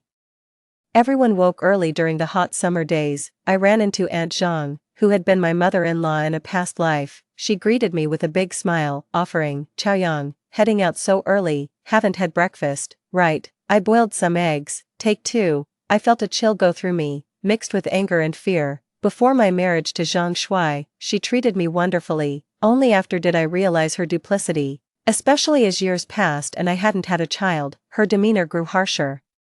When I finally got pregnant and an ultrasound revealed a daughter, she sold the chickens that had been raised for my postpartum care. I stepped back and said, "I've already eaten, you're going to vocational school too, you could go to the same school as my Zhang Shuai." "No, I'm aiming for high school." I turned away and walked off, hearing her shout behind me, "Where are your parents going to find the money for that? What's the use of a girl getting so much education? Better to start working and earning money sooner." At the bus station, under the scorching sun, I went door to door looking for work and came across the food restaurant. The year I got married, there was news in the village about Uncle Da from our clan who had funded a few students, one of whom got into Tsinghua University. That student later sought out Uncle Da to give him 300,000 yuan as gratitude. The television even interviewed him. The village wives gossiped, with that money, why not help someone local instead of outsiders? No wonder he never had a son. It was just past 10, and the small restaurant had few customers. Licking my cracked lips, I grabbed a cloth from Uncle Da's hand to help wipe tables and explained my situation. "I'll write you an IOU, and I'll pay back with interest once I get into university. My grades are low now, but I will study hard. Uncle Da, I know you've been helping poor children, please help me." Before I could finish, his wife burst out shouting, "What funding, Song Di Fu? Who have you been giving money to behind my back? No wonder the accounts are always off." She brandished a kitchen knife at Uncle Da. He grabbed the cloth back from my hand, saying, "I don't have money, it's all lies, don't listen to her." He scolded me. "If you're not eating, then go back home. Don't disturb my business here." I was wrong, I was too impulsive, too desperate, but Uncle Da didn't give me another chance. Chasing me out with a broom, I asked around at many shops, even those hiring only offered 600 a month, and required at least a half-year commitment. Under the blazing sun, I felt like I was being baked alive. The cement ground sizzled under my transparent plastic sandals. Can restarting life really not alter my fate? Am I doomed to only attend a free vocational school, work on an assembly line, and marry just anyone, settling for an unremarkable life? After a whole day without food or water, I felt as if I had shed a layer of skin. On my way back, I ran into Aunt Zhang at the entrance of the village. She clucked her tongue and said, "Stop making trouble for yourself, you're not meant for better things. Why don't you join my son Xiaoshui at the vocational school? It would be good for you." Xiaoshui came out of the house with a bowl of herbal tea. "Have some tea, don't get heat stroke." In our past lives, we both worked on the assembly line. We earned 800 a month, sending 600 to our parents and keeping only 200 for ourselves. The factory provided room and board. He would give me his 200, sometimes not even spending 10 yuan in a month. Back then, I thought he was the kindest person in the world to me. He was indeed kind, but unfortunately, he was a mama's boy. I pushed the herbal tea back to him. "No thanks." When I got home, my parents and younger brother had just returned from the fields. Song Mu sarcastically remarked, "You sure know how to hide, didn't see you all day." My back is about to break. Ever since I was young, my parents told me I had to look after my brother as the elder sister. I was brainwashed with this mentality, until they used the money I had sent home over the years to make a down payment on a house in the town for my brother. While all I got were 6 of the cheapest silk quilts for my dowry, that's when I realized, from the moment Songmu was born, I was destined to be the one sacrificed. Dad knew by my expression that things didn't go well. He sighed, "Now you understand that 1800 is a lot of money." Mom patted my head. "Chaoyang, we did what we could, don't blame us." Songmu, frustrated, blurted out, "I'm starving, can we eat first?" At dinner, my parents said, "Why don't you just join Xiaoshui in vocational school? You can look out for each other." "I want to go to high school, I'll find a way to get the money." Dad slammed his chopsticks down. "Do you need a beating to listen? We're already being generous suggesting vocational school. Other girls in the village start working right after junior high to support their families. What more do you want?" Mom tried to persuade me softly, but parents, none of them made it to first high school. And this is my second chance at life. If I give in now, I deserve to be stuck in the mud forever, never to rise. As we were at a standoff, the black dog in the yard kept barking. Under the dim moonlight, Debo stood in the shadow of the big camphor tree, pushing a bicycle. and softly called me, Chaoyang, come here. Debo handed me a stack of money. There were 100 yuan notes, 50s, and even 1s and 5s. Some were frayed at the edges but neatly stacked. The clouds parted, and gentle moonlight illuminated his wrinkled face. He handed me the money, his face filled with an apologetic look. I don't have more, you'll have to figure out the living expenses yourself. Tears welled up in my eyes as I trembled, taking the money. Wait, I'll go back and get paper to write an IOU. Debo grabbed my arm. No need, but you must place in the top 300 in your final exams. Only then can you get into a decent university, and I will continue to support you. He paused.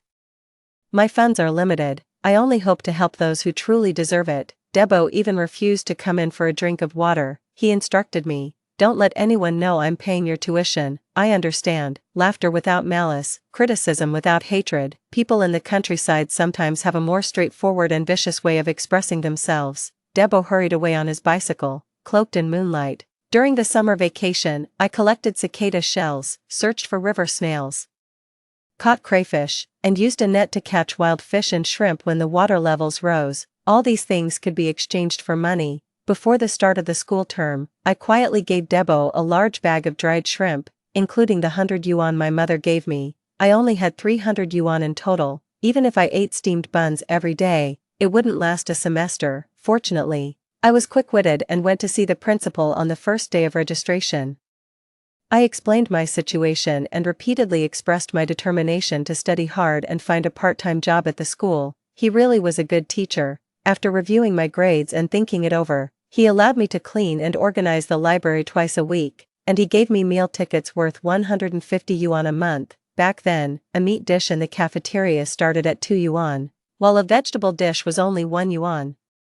The 150 yuan in meal tickets greatly relieved my financial pressure, but not everyone was as kind as he was. Our grade had over 700 students. I was ranked nearly 600th. I was placed in a regular class. Many in my class were sponsored students. My seat was at the very back. The girl in front of me brought a high stool to sit on, which blocked most of the blackboard. The self-paying student next to me never studied properly. As soon as class began, they started passing notes and whispering. My foundation was already weak, and such a learning environment was truly terrible. I reported the situation to Teacher Lee, the class advisor, but he simply said lightly, "Why don't you swap stools with her? Moreover, just try harder, and if you get good grades in the midterms, I'll change your seat." When I left the office, I overheard Teacher Lee joking with other teachers. No grades, no background, yet full of complaints. At that moment, I really wanted to rush in and slap him, but the reality is, life is always so cruel. If you don't have money, you must have personal strength, otherwise, your voice will be drowned out,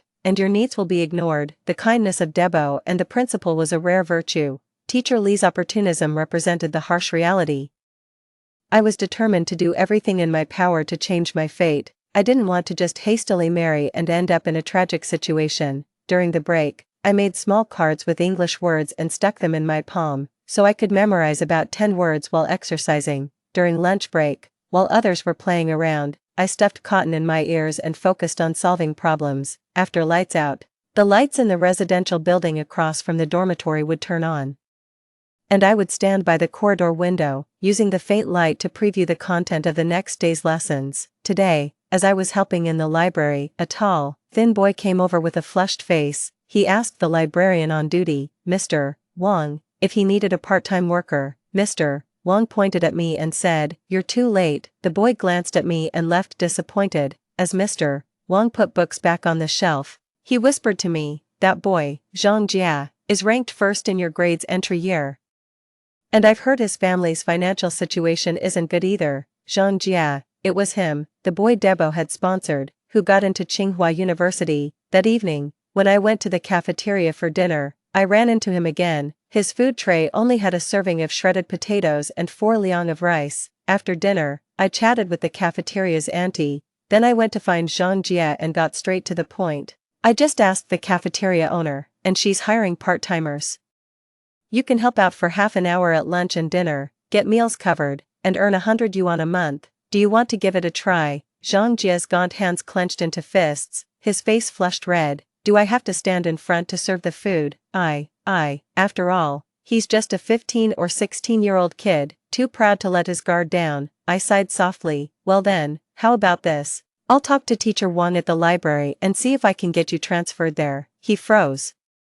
I had walked a good distance when he caught up to me and asked, "Why are you helping me?" "Because I've taken advantage of you." It must be because Mr. Deborah had divided the funding originally intended for him, giving half to me, that he was in such a difficult situation. Maybe because we're both poor. He swallowed hard, asking softly, "Aren't you afraid of being talked about by the other students?" I looked up at him. The setting sun danced on his black hair.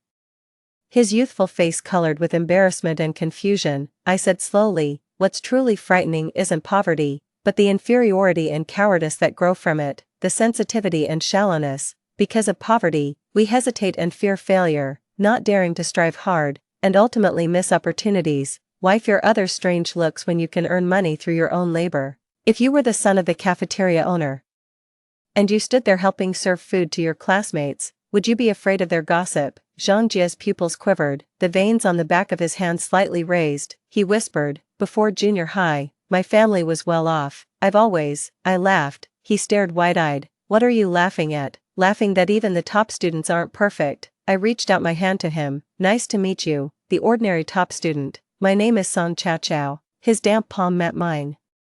"I'm Zhang Jia." He made up his mind. "You stay in the library, I'll go ask the cafeteria owner myself later." The next day, I saw him in the cafeteria. His face was as red as a shrimp, and he dared not make eye contact with anyone, his movements in serving food clumsy and frantic. When it was my turn, I said loudly, "Classmate, I'll have a serving of celery with pork, and make it a bit meaty." He suddenly looked up at me, a fleeting smile in his eyes, then he served me a heaping spoonful of food.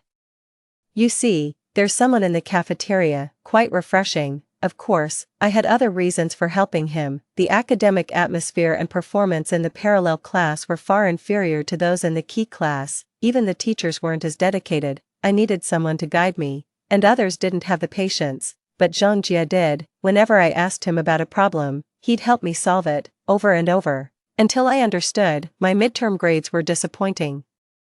Ranking over 400 in the grade, Zhang Jia comforted me. "You have a weak foundation. What's most important now is to solidify it. You mustn't get discouraged and give up." "Of course, I won't. I've endured hardships far tougher than this. A setback like this won't bother me." Gradually, rumors started in the grade. They said I liked Zhang Jia, that I was annoyingly clingy under the guise of studying. Whenever I walked with Zhang Jia, there would always be someone whistling. One day at noon, I was called to the office, and the homeroom teacher of Class 1, Teacher Liu, was also there. Teacher Li's expression was grim as he began his reprimand. "You're already performing poorly, and now you're bothering a top student from Class 1. You're a student, and your priority should be your studies, not all this nonsense. And look in the mirror. Do you really think Zhang Jia would be interested in you?" Teacher Liu frowned slightly and interrupted, "Li, don't scold the child like that, Song.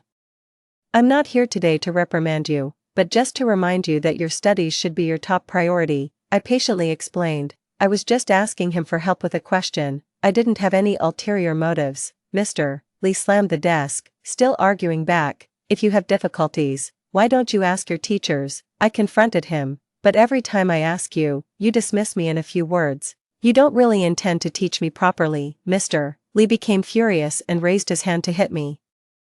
Back then, corporal punishment wasn't considered a big deal. Fortunately, Teacher Liu held him back. That afternoon, my seat was moved to the last row near the door. I was completely obscured by two tall athletes in front of me, each about 185 centimeters tall. It felt like people were secretly mocking me, likening me to a toad dreaming of eating swan meat. After evening self-study, Zhang Jia came to find me. Having known each other for nearly 2 months, this was the first time he approached me proactively. "Song Chao Chao, consider transferring to Class 1. Huh." His eyes were intense. "I've checked, and there's an opportunity every semester. If you join Class 1, no one will stand in our way again." "Ah." His face flushed as he hurriedly explained, "I mean, stand in the way of our studies." To motivate students, the school would shift the top 6 students from the parallel classes to replace the bottom 6 of the key classes at the end of each semester. I hesitated. Can I really do it? Not this semester, then next semester. Under the dim corridor lights, Zhang Jia's eyes shone like stars. "Just persevere, and you definitely can, Song Chao Chao." I'll wait for you in class 1. This end-of-term exam was crucial for me. I needed to rank at least in the top 300 to continue receiving funding from DeBoard, but I actually wanted to get into the key class even more, to secure a better learning environment and atmosphere. In the following days, apart from sleeping, eating, and working part-time, I studied like mad. As winter deepened, the weather grew colder, I couldn't afford a down jacket, and at night, I studied in the corridor, wrapping all my clothes around me and moving continuously to fend off the cold. The dorm leader quietly opened the door and draped a down jacket over my shoulders. Don't catch a cold. The light bulb on the balcony of the house across had been replaced with one of much higher wattage. The curtains were tightly drawn, and the balcony light often stayed on all night. Teacher Wang would snatch the rag from my hand. Study in my office. The library isn't busy this half month. It turns out, if you work hard enough, the world will show its kindness to you.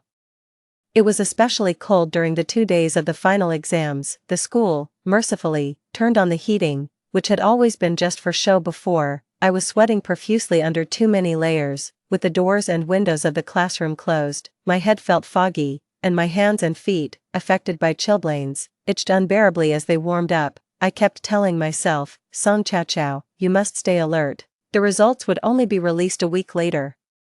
After saying goodbye to Zhang Jia and my roommates, I took a bus back to the village. In the old, overcrowded Jinbei van, packed with 14 people, it rattled along the muddy road. A middle-aged man smoked inside while a baby cried in a woman's arms, who fed the child by lifting her shirt. In 2003, while large cities bustled with traffic, this small, remote county remained mired in mud, stagnant like a still pond. Feeling carsick, I practically fled the vehicle as soon as we reached the village entrance, and was immediately greeted by Aunt Zhang. Why do you look so pale? Someone asked. It seems like she didn't do well on her exams. I've heard that barely anyone from the regular classes at that school gets into a good university, added another village woman. Some of the other women in the village also said similar things, criticizing my parents for not nurturing their capable son and instead sending their daughter to high school. Isn't that just preparing a dowry for someone else's family? They commented. When I reached the pond near our house, my mom was washing clothes. As soon as she saw me, she stood up, holding her back. Hurry, my back hurts, help me wash these clothes. I had planned to use the winter break to study hard and catch up,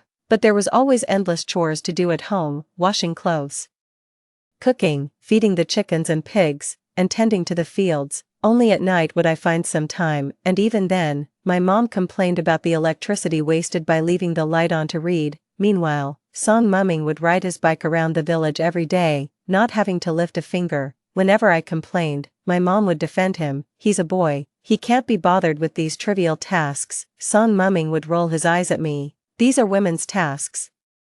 One day while I was chopping radishes in the kitchen, Song Mumming came in, eating a slice for every slice I cut, and even complained about the late dinner. I couldn't contain my anger. I grabbed his hand and pressed it hard against the chopping board, fiercely warning, Song Mumming, I'm not the same accommodating sister I used to be. If you keep this up, I might just chop off your hand too. Believe it or not, at that moment, I unleashed the devil within, showing my menacing, sharp fangs. Yes, I resented him. I despised his endless demands, his uselessness, and the fact that he stole all of our parents' affection. After that day, Song Mumming became much more cooperative and even started helping me out. You see, love and tolerance don't earn respect. Only when you stand firm do others begin to value and fear you. On the day the report cards were given out, I was heading back to school. My mom disapproved. Why waste the fare? Do you think you can achieve anything spectacular, Aunt Zhang? Laughing while she beat the clothes, mocked, is Chao expecting to come back with the top rank in the whole school? Zhang Shui ran out of the house. There's a play being staged in Wang's village today, let's go watch it instead. What's so great about a report card? After graduating from a vocational high school and working on an assembly line, I realized the importance of knowledge. I took adult education exams, from associate degree to bachelor's. Meanwhile, Zhang Shui was always on his phone playing games, often belittling me. Such degrees aren't recognized outside. Don't know what you're busy with. Is studying as fun as gaming? I smiled at him. Enjoy the play, Zhang Shui. I no longer wish to walk the same path as you. I missed the earliest bus and only reached the school by 9:30 a.m. At the school gate, some fee-paying students were alighting from private cars. Mu Jun whistled at me as I rushed, shouting, Song Chao Chao. No matter how fast you run, it won't add points to your finals. The others laughed loudly. There were 3 honor rolls in the first year, the overall performance list, the key class list, and the regular class list. I pushed my way through to the regular class list in the chilly wind and overcast sky. My heart was pounding with anticipation, searing hot. Was my name in the top 6? 07, first place, not me, second place, also not me, third not me, fourth not me, fifth not me. My heart grew colder as I took a deep breath. I only glanced at the 6th name, Song Chao Chao. I rubbed my eyes hard. At that moment, the sun peeked through the thick clouds, casting a vast radiance upon the world. The name Song Chao Chao, glowing like a halo, pierced into my eyes. In just a moment, my eyes were already brimming with tears. Zhang Jia had squeezed his way to my side at some point, patting me on the back. Song Chao Chao, you are truly incredible. I turned to look at him. Tears rolling down fiercely, he panicked. Why are you crying? Frantically patting himself down, he couldn't find a single tissue. Eventually, he awkwardly offered his sleeve. Don't cry, use this to wipe your tears. I wiped my tears harshly with his sleeve. I'm just so happy. I had actually done it. Indeed, I deserved this splendid warmth of the winter sun. Indeed, I too could have a different life. Zhang Jia pulled his arm back and smiled slightly. Song Chao Chao. I'll be waiting for you in the advanced class. I'd have to go to the classroom to get the detailed report card. Mr. Li was waiting at the classroom door. As I passed by him, I smiled brightly. Mr. Li, it's a pity. Next semester I won't be your student anymore. Mr. Li's mouth twitched, his smile forced. Mu Jun's uncle got promoted, so next semester, you'll still be my student. At that moment, my blood ran cold as if someone had poured ice into my veins. Mr. Li patted my shoulder. If only you had scored just 1 more point, someone else would have been bumped down instead of you. No, it's not about me scoring 1 more point or 1 less. The rule itself is fundamentally flawed, but I'm too weak now. I can't change the rules, I can only change myself. There must be some way to remedy this. There must be. I paced back and forth anxiously in the hallway. During that time, Mu Jun passed by me and bumped into me, smirking arrogantly. Sorry, this isn't really your place to stand. Mu Jun walked away, and following his direction, I saw the class teacher of Class 1 and the head of the Grade 1 group, Mr. Liu. He was my opportunity. I ran as fast as I could, squeezing into his office before the door closed, grabbing his arm. Mr. Liu, please let me into the advanced class. I will study hard. I won't hold anyone back. My grades are sufficient. I am ranked 6th in my parallel class. I know this is difficult, but I'm begging you, please give me a chance. In my younger years, I was too ashamed to beg. Now looking back, what are a few pleas compared to a lifetime's prospects? Mr. Liu frowned, his expression troubled. Suddenly, the office door was knocked on, and Zhang Jia stood at the doorway, his posture erect. Mr. Liu, based on her grades, Song Chao Chao should already. Mr. Liu's frown deepened. I quickly interrupted him. Zhang Jia, shut up. Then I turned to Mr. Liu. Sir, I have no inappropriate thoughts towards Zhang Jia. I just want to get into the advanced class. Any class will do. If you have concerns, I took a deep breath. I can keep my distance from Zhang Jia in the future. Zhang Jia's expression darkened. Mr. Liu looked at me deeply. I don't oppose students interacting normally for learning purposes. Go home and wait for news. This matter, I will do my best to fight for you. I went downstairs with Zhang Jia. His lips were tightly pursed, and he remained silent. Once we reached downstairs, he strode forward quickly. I called out to him, I'm sorry, Zhang Jia. People like us, stuck in the mud, must have the determination to abandon everything and desperately climb upwards. Only then can we succeed. I raised my hand and stretched my fingers towards the sunlight in a grasping motion. I need a substantial stepping stone to knock on doors. Do you understand? He stopped and turned to look at me. Against the light, his expression was indistinct. I understand now. He took a few steps forward, and I could see the gentleness in his eyes. I understand you, but I'd rather we be comrades, advancing and retreating together, walking out of difficulties side by side. He had grown so quickly. He was a completely different person from the one who, a few months ago, was afraid to show his face and dealt with vegetables. It made me feel ashamed. When I returned to the village, Aunt Zhang was in the yard, preparing the chicken for tomorrow's meal. The chicken was upside down, its bright red blood dripping into a cracked porcelain bowl. she asked me with ill intent. Chow chow, how did the exams go? Not bad, ranked a bit over 100 in my grade. Her face froze, and she forcefully swallowed the mockery that had almost escaped her lips. The next day was the celebration of the little new year. My aunt from the city had come back. The whole family gathered for a meal. She had strongly opposed me attending high school, and now, in front of everyone, she dissed me. I heard you were placed in the regular class. What future can that have? It's just a waste of time. At the table, many relatives echoed her sentiment. A girl doesn't need to study so much. You're just thoughtless. Look how tired your parents are. Marrying a good man is what's most important, I calmly said. This term, I ranked 6th in the regular class, 135th in the grade. There was a moment of silence at the table. My aunt's face looked uncomfortable. After a while, she regretfully clicked her tongue. It's a pity you're a girl. If only Shamu had such grades. But Shamu is also not bad. I heard he ranked in the top 50 this term. He has potential. He needs to keep it up. The relatives began praising my brother.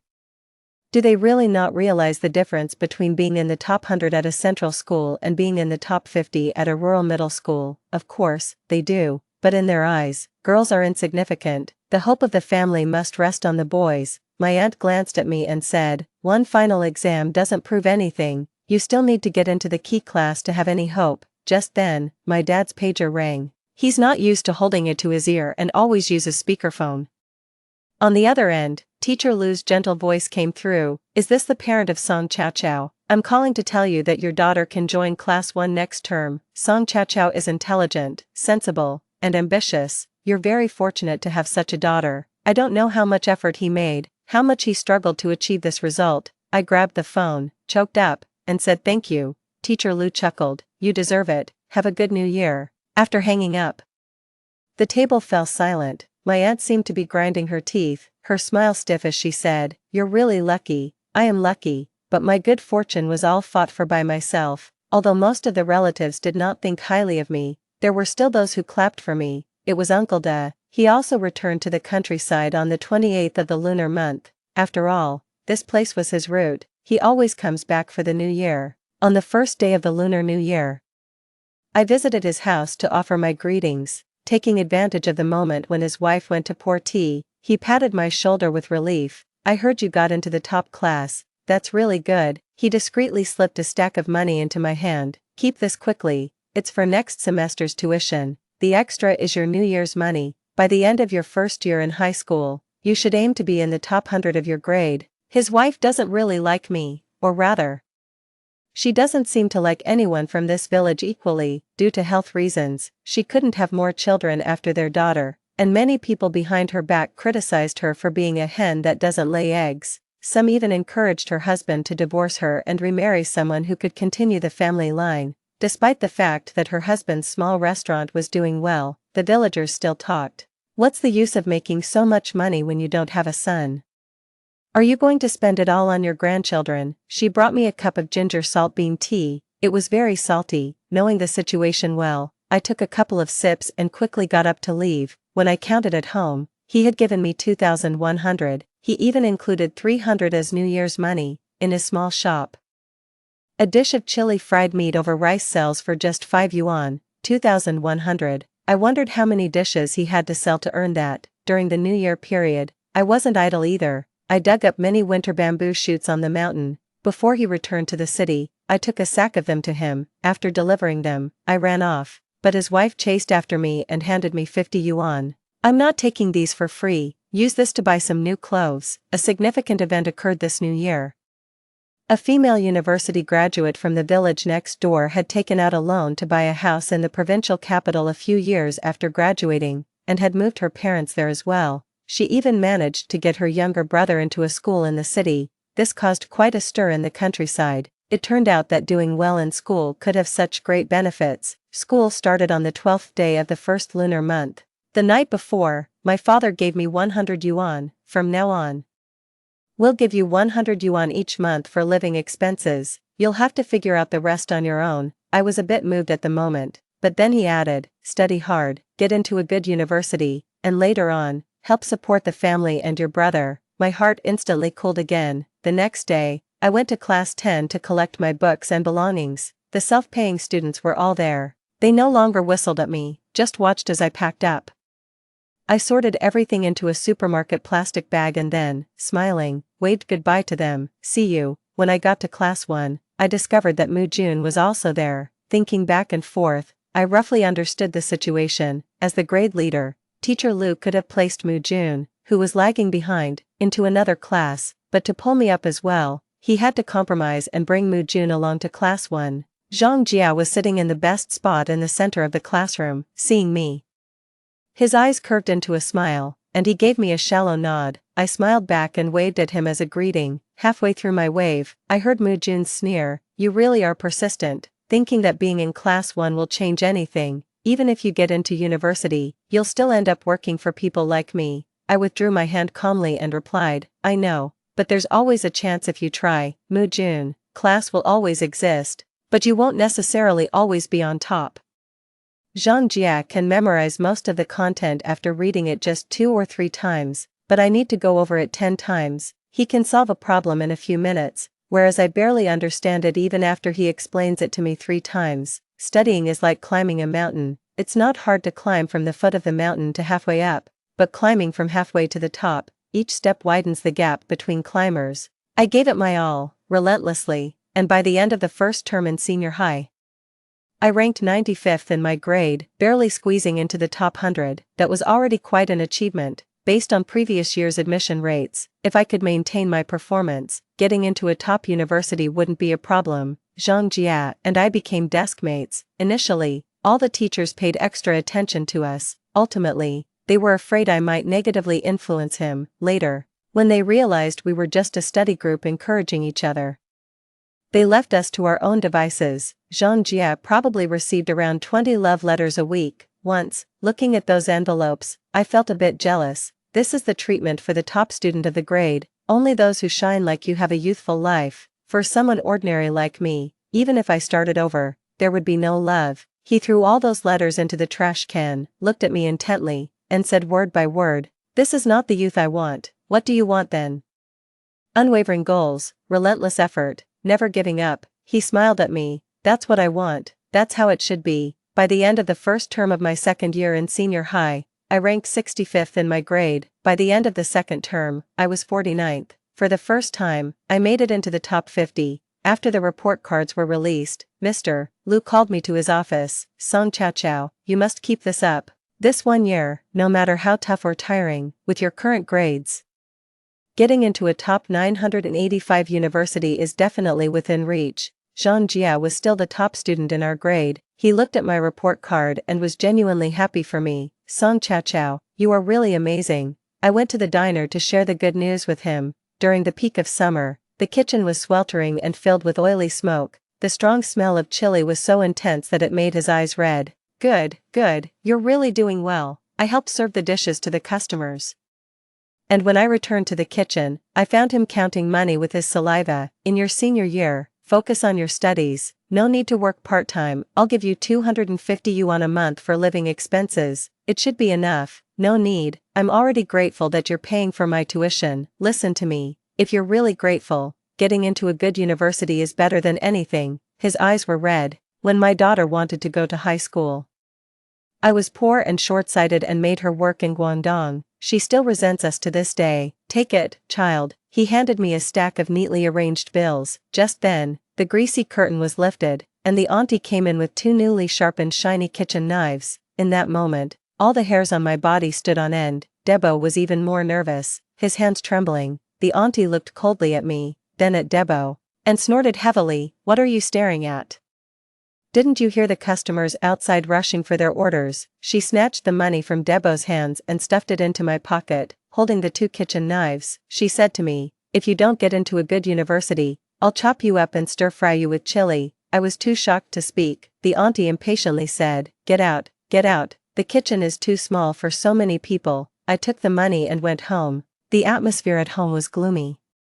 Song Mu's middle school exam results had just come out. He missed the admission cutoff for the top school by 30 points. Dad, puffing on a cigarette, said, "We still have to send him to the top school. He can't just farm for the rest of his life." Mom agreed. His vision is already 400 degrees. How can he farm? But for Song Mu to get into that school, the sponsorship fee would be 5,000. Mom and Dad sighed deeply, glancing over at me frequently. I was busy working on practice test papers from Huanggang, pretending not to hear them. In the middle of the night, around 2 o'clock, I woke up feeling hot. The 2 fans in the house, one was used by my parents, the other given to Songmu. I didn't have one, only a faint moonlight shone from the sky. The room dimly lit, my parents were rummaging through my backpack with a flashlight. She must have gotten the tuition for next semester from Brother De, just don't know where she put it. It turned out they always knew that Uncle De was funding me. At that moment, I felt like I had fallen into hell. Holding back my rage, I asked, "What are you looking for?" They both froze. Dad turned on the room light, his expression stern. "Your brother needs 5,000 for high school.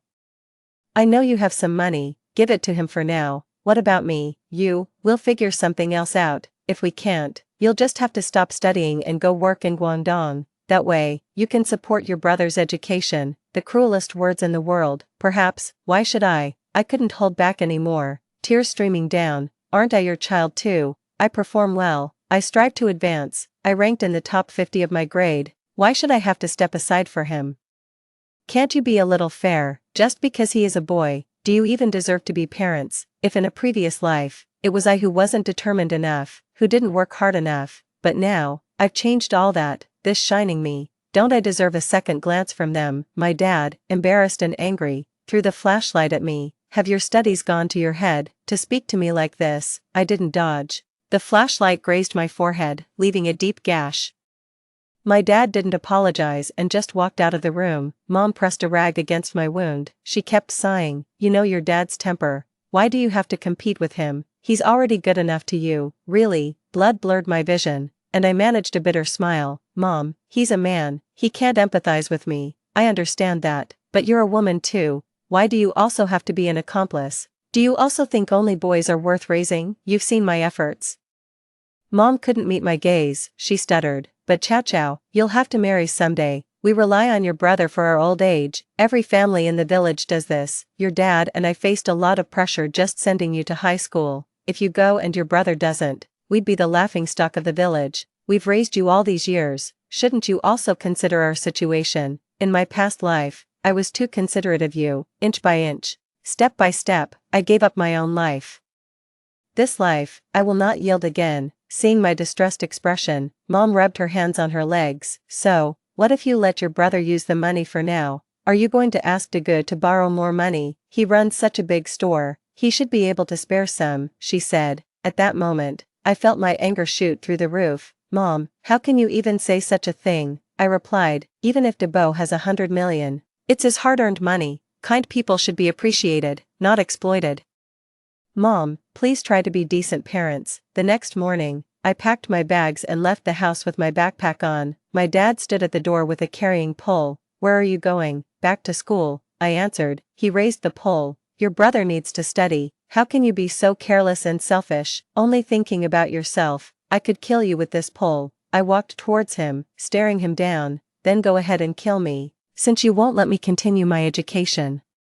It's as good as killing me anyway. If you really want to stop me today, then we are through. When you both die, I won't even come to cry at your graves." My dad, furious, his face turning red and veins bulging, raised the pole high. I didn't care and kept walking. The situation was out of control when suddenly, Songmu came out of the house. He grabbed my dad's arm. "Let her go, she's meant to study." "I'm not." I gave him a surprised look. He glared at me fiercely. "What are you staring at?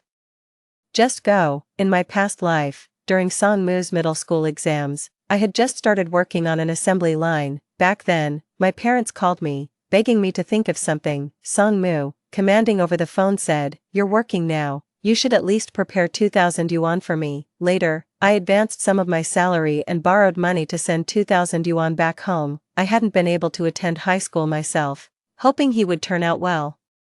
But he only managed to get into a diploma course. Now I realize, in my previous life, brainwashed by my parents, I indulged Songmu too much. Everything at home revolved around him, so he took it all for granted and never appreciated it. But after being reborn, carrying resentment, I never showed him a pleasant face. I talked to him harshly and never pampered him. Perhaps because of this, I managed to preserve some of his kindness. On the road, I met several elders. They all told me to understand the difficulties of my parents and to be sensible and share the burden. They criticized me for being bad-tempered and rude. Aunt Zhang even said that the most important thing for a girl is to get married and have children, and questioned the need for so much education. Now is the time to hurry up and have a son, she said. This backward, closed-off village was suffocating. I had to escape. I would not end up trapped here for life like in my previous life, thankfully.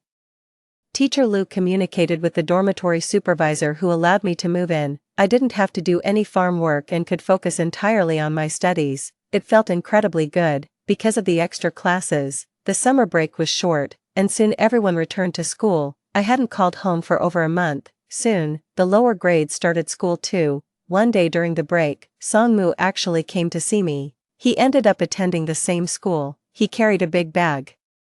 Mom asked me to give this to you. He handed me a stack of 10 yuan notes. Dad said my monthly allowance is 300, but he gave me 400, so the extra 100 must be for you. The bag contained pickled long beans and white beans, and stir-fried minced meat with white hot peppers. I don't like ginger. There isn't a single shred of ginger in these jarred vegetables. My heart is a mix of many emotions. Look, this is what parents are like. They tend to slap you hard, trying to mold you into the child they envision, yet, they'll give you a tiny sweet date, letting you know they do love you a bit. I've lived twice, yet I still can't sever these ties. That day, after dinner, I passed by the notice board. The honor roll for the senior class hadn't been taken down yet. Songmu, in his military training uniform, stood there with a few classmates. Someone pointed at the list. Song Chao Chao, morning and evening. Songmu, that name suits you well.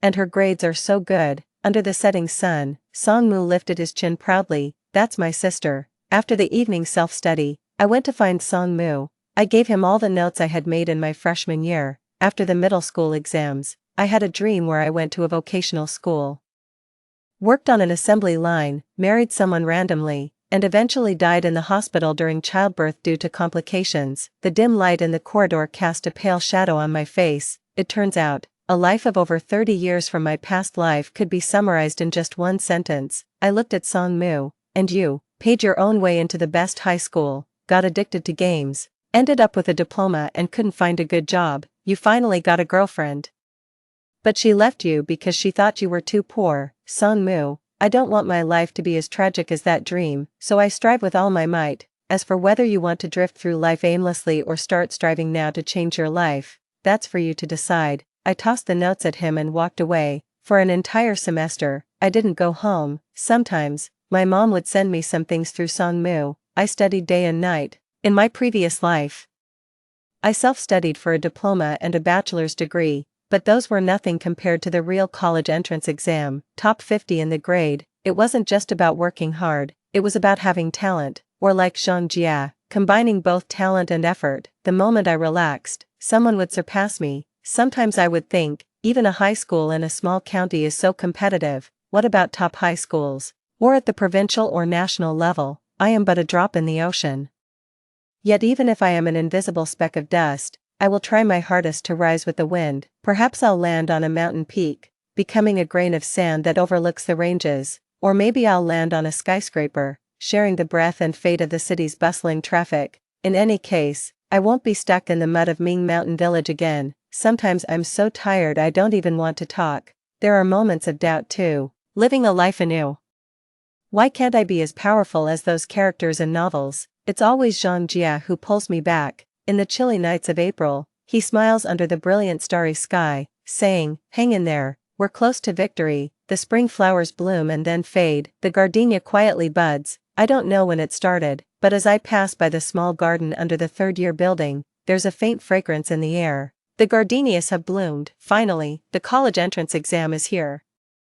This is the test of my 3 years of hard work, and whether I've made the right choices since my rebirth. I'm lucky that the exam venue is at my own school. It poured rain on those 2 days of exams. Raindrops pelted against the glass, creating a crackling sound. It suddenly reminded me of the day I gave birth. The weather was just like today. My cries of pain and pleas were shattered by the heavy rain. Outside the door, my mother-in-law's curses and Zhang Shuai's shouts, urging me to hold on a little longer, pounded on my chest like a drum. That time, I walked towards death in a torrential downpour. This time, I am to embrace rebirth amidst the thunderstorm. After the last exam, I walked out of the examination hall and saw Zhang Jia coming out from a classroom at the far end of the corridor. The continuous rain of the past 2 days had stopped at some unknown time. A summer rainbow hung across the sky. He smiled at me across the bustling crowd. I smiled back. And as I did, tears began to flow. During the days waiting for the results, I returned to the village. In the past 3 years, only Song Mu and I from this backward mountain village had made it into the top high school. The other kids either went to work in Guangdong right after graduation or pursued a diploma before joining the assembly line. The villagers still remembered me as the one who barely made it into the top high school. Being a girl who excels in studies isn't considered something to boast about, so, the women would ask, Chaoyang, can you get into a regular university? If you only make it into a third-tier college, your parents definitely won't be able to afford it. Aunt Jean Tisk sked, I always said high school was useless. Look at my Xiao Shuai. He started working last year and has already sent home 5,000 yuan. For a moment, the women were full of envy. Praising Aunt Zhang for her parenting skills, their vision was limited. They thought the 5,000 yuan in hand was more reliable than an uncertain future of 50 or 500,000. Aunt Zhang looked at me with a smile. Chaoyang, you're not getting any younger. Why don't you just go work with Xiao Shuai this time and later on become my daughter-in-law? I won't mistreat you, my aunt, who was slightly more insightful, commented. After all, it's a key class at the top high school.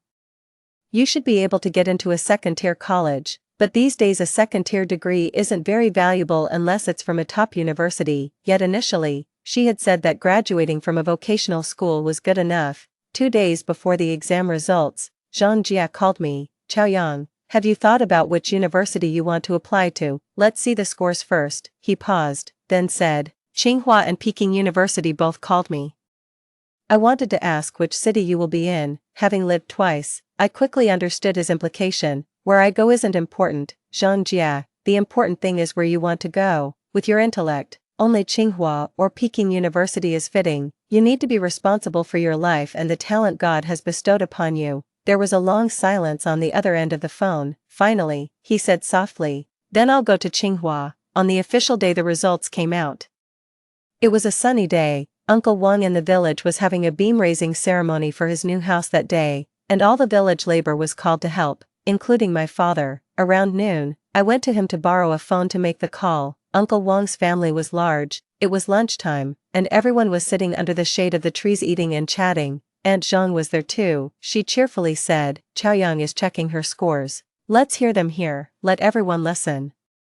I dialed the inquiry number, and after a long wait, under the watchful eyes of everyone, the scores started to be announced over the phone. Chinese, 128, Mathematics, 127, English, 138, Science Comprehensive, 274, total, 667. That year, the exam was quite challenging. The cutoff score for science majors was 547. I really outdid myself. At that moment, I felt as if I was floating in the air, my feet soft and cushiony, as if I was walking on cotton. It all seemed so unreal. Is this score really mine? Does it belong to someone who was just a vocational high school student? My dad dropped his chopsticks and stood up abruptly. Play it again. I didn't hear it clearly. Over the speakerphone, the mechanical female voice repeated my score. The lively dinner table fell silent, so quiet you could hear the rustling of the leaves in the breeze. Dad looked at his phone, then at me. Back and forth, his voice trembling, he asked, with these scores, what kind of university can you get into? I smiled gently. Most universities in the country, even though no one at the table had attended high school, they all understood what it meant to score 120 points above the cutoff for top-tier universities. Uncle Wang fetched a large plastic jug of liquor. Old song. This is a big celebration. Let's drink a few more glasses today, Aunt Zhang muttered. Could there be a mistake? Your grades were pretty average before, just slightly better than Xiao Shuai's. If university entrance were this easy, I should have made Xiao Shuai attend high school. Amidst the warm buzz of alcohol, my dad, his face flushed with joy, said, it's a pity Chao is a girl. If only she were a boy. Everyone nodded in agreement. Uncle Wang said, your son Xiaomu is also studying at No.1 high school. If Chao can achieve such great scores, Xiaomu should be able to get into Tsinghua or Peking University. Dad laughed heartily. That's quite possible. My son has always been smart. The conversation then turned to everyone's sons. The midday sun was glaring and hot, sweat covered my back and forehead. Changing these outdated notions was never going to happen overnight, but I believe, at least for today, they began to realize, a girl is also worth investing in. Considering my scores and following teacher Lu's advice, I eventually applied to Jujong University. The admission notice was picked up by my dad from the village entrance. He used the notice as a fan to cool himself. What was a 10-minute walk took him over an hour to get home. Upon returning, he pulled out a handful of loose cigarettes from his pocket. They were all premium Jean Baisha. He clicked his tongue. Everyone has good cigarettes at home, too precious for casual visitors, usually just passing tokens of affection. My cousin visited during the summer break with her daughter, who attends a regular high school in the city. She beamed with pride and praised me. Chao, I always knew you were destined for great things. Your sister is really struggling with some subjects. Since you're free over the summer, maybe you could tutor her. Pushing her daughter forward, she boasted, your sister got into Jujong University. Quite impressive, I smiled. My homeroom teacher has introduced me to some tutoring gigs. 15 yuan per hour. If you want me to tutor, I need to schedule your time first. My cousin's face changed slightly. Family members charging each other for tutoring. Even close siblings keep clear accounts. She left somewhat embarrassed. Knowledge can indeed be effectively transformed into money. Zhang Jia tutors students for 20 yuan an hour because he's a student at Tsinghua, and me, at 15 yuan an hour. Another classmate charges 12 yuan. Teacher Lu found me a place to stay. The landlord does not charge me rent. All she needs is for someone to help her daughter with her homework every day. Her daughter is only in the 3rd grade of elementary school. Look at this, under the same sky, in the same small town, parents in this world are not all the same. Some would rather clip their children's wings, while others prepare in advance, eager to support their children's flight early on. I teach for 4 hours a day, and the students' parents give me milk and seasonal fruits, earning me 60 yuan. During the slack farming season, my dad works as a laborer, toiling for 10 hours under the sun and wind, earning just 30 yuan. Perhaps it was from this moment, my parents truly understood that I was different from before. They realized the heights a female college student could reach, something beyond what they had ever imagined. After class that day, on my way home, I unexpectedly ran into Song Mu. He and a few classmates were coming out of an internet cafe. Seeing me, he panicked instantly, hastily explaining, it was a middle school reunion. I'm heading back tonight. I was calm. It's your life, you manage it. I turned to leave,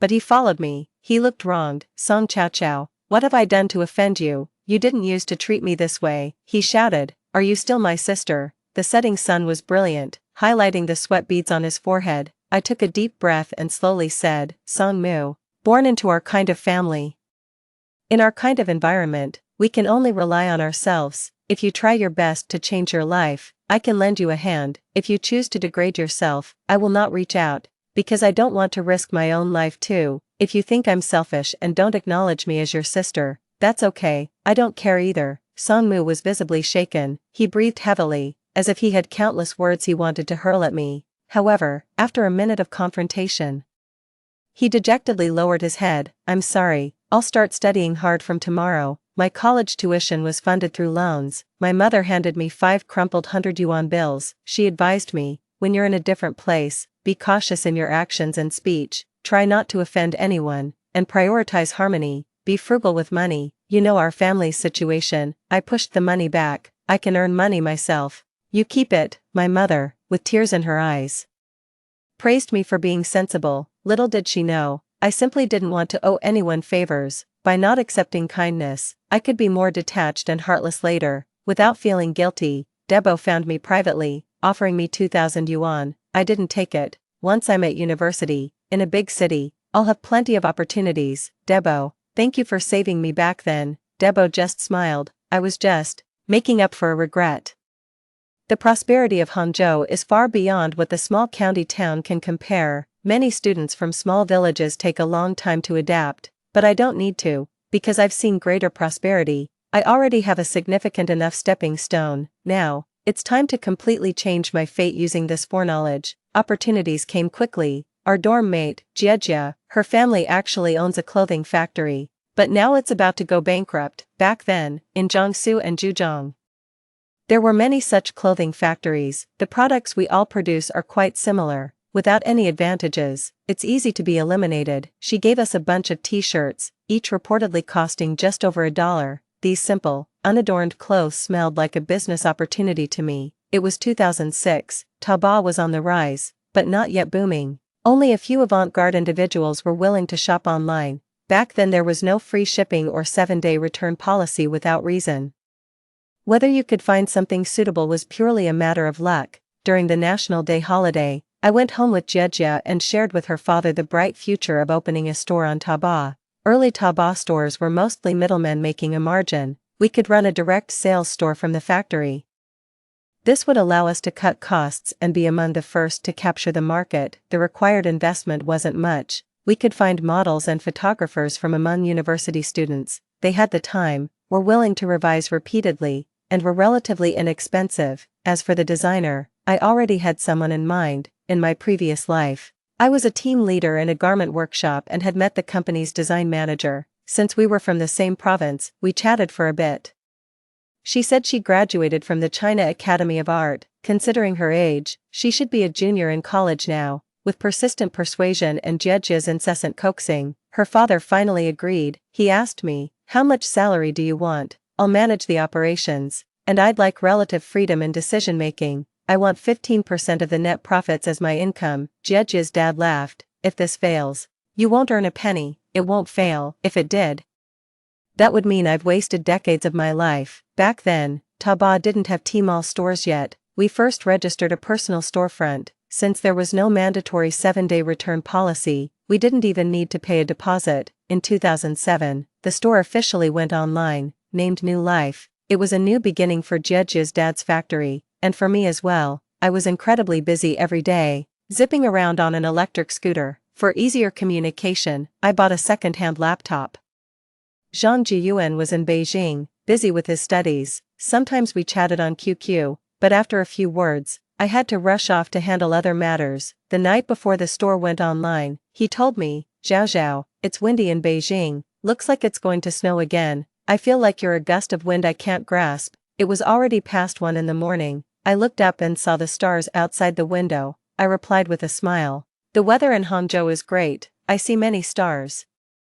Zhang Jiyuan, to me, you were once those unreachable stars in the sky. Why try to grasp me? I am the wind, and you are the stars. We can always walk side by side under the same sky. After a long while, he replied, "I remember what you said back then." One day, when chatting with Zhang Jiyuan, he mentioned that after getting into Tsinghua University, he had won several prizes. After deducting his mother's medical expenses, he still had about 100,000 yuan and was thinking of investing it. I opened the stock market app and told him, "Buy stocks. Right now, anything will rise. But once the Shanghai Stock Index hits 6,000 points, make sure to sell everything. Do not hesitate." In my previous life, I never played the stock market either. The reason I know about it is because there was a workshop supervisor at our factory who, in 2008, lost all his money due to a major stock market crash and ended up deeply in debt. Unable to cope with the stress, he eventually jumped from a building and took his own life. At that time, there was a lot of talk in the factory, and I heard many people saying that they should have sold their stocks when the market hit 6,000 points. Zhang Jia trusted me on this. He watched the stocks climb higher every day and asked me if I was some kind of prophet. "Zhang Jia, do you know a flower called the snow willow?" I asked him. "People think it's dead when it's cut and dried, but just give it enough water, and it will bloom again." I'm not a prophet, I'm just a snow willow that has come back to life. My energy was still focused on running the store. Our target customers were young urban women. They had purchasing power and were willing to try new things. Within just a year, the store had improved significantly.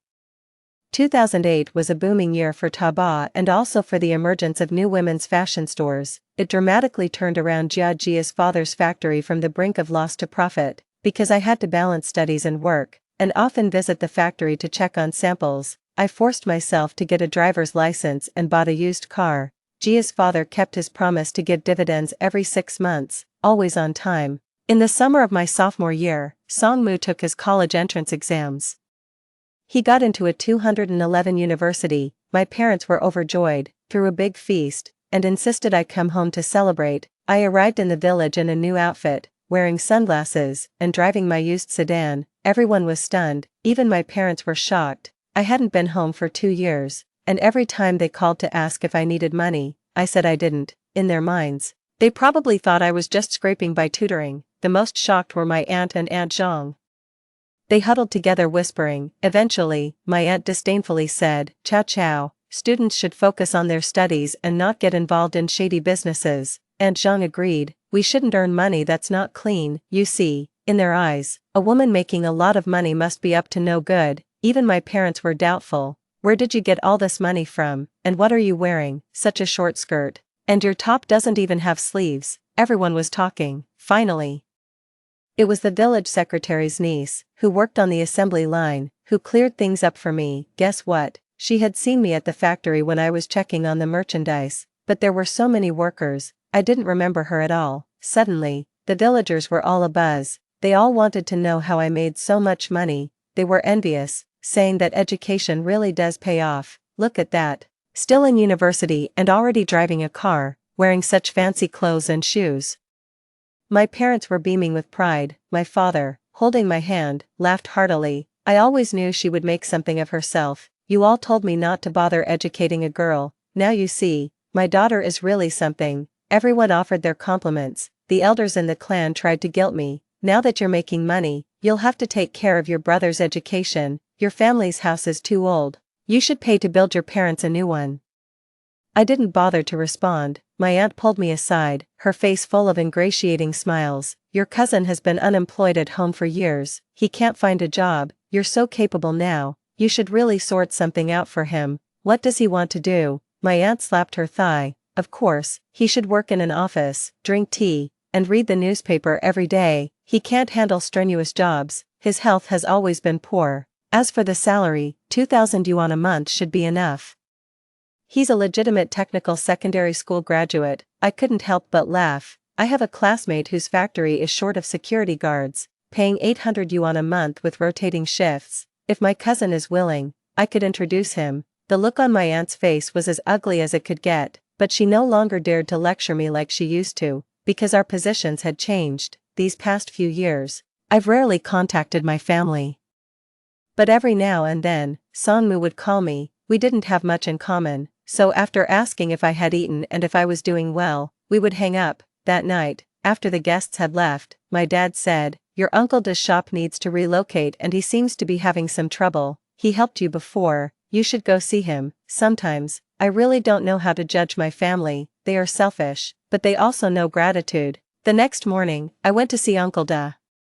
His business was suffering because the bus station had moved. He wanted to set up a new storefront, but he didn't have enough money. I gave him 80,000. Uncle Da absolutely refused to take it. "You, a young girl, worked so hard to earn this money. Keep it for yourself, save it for your dowry. Please take it, you deserve it. The help you gave me before is worth far more than this money. If it wasn't for your help when I was in a tough spot, I might be on a production line right now."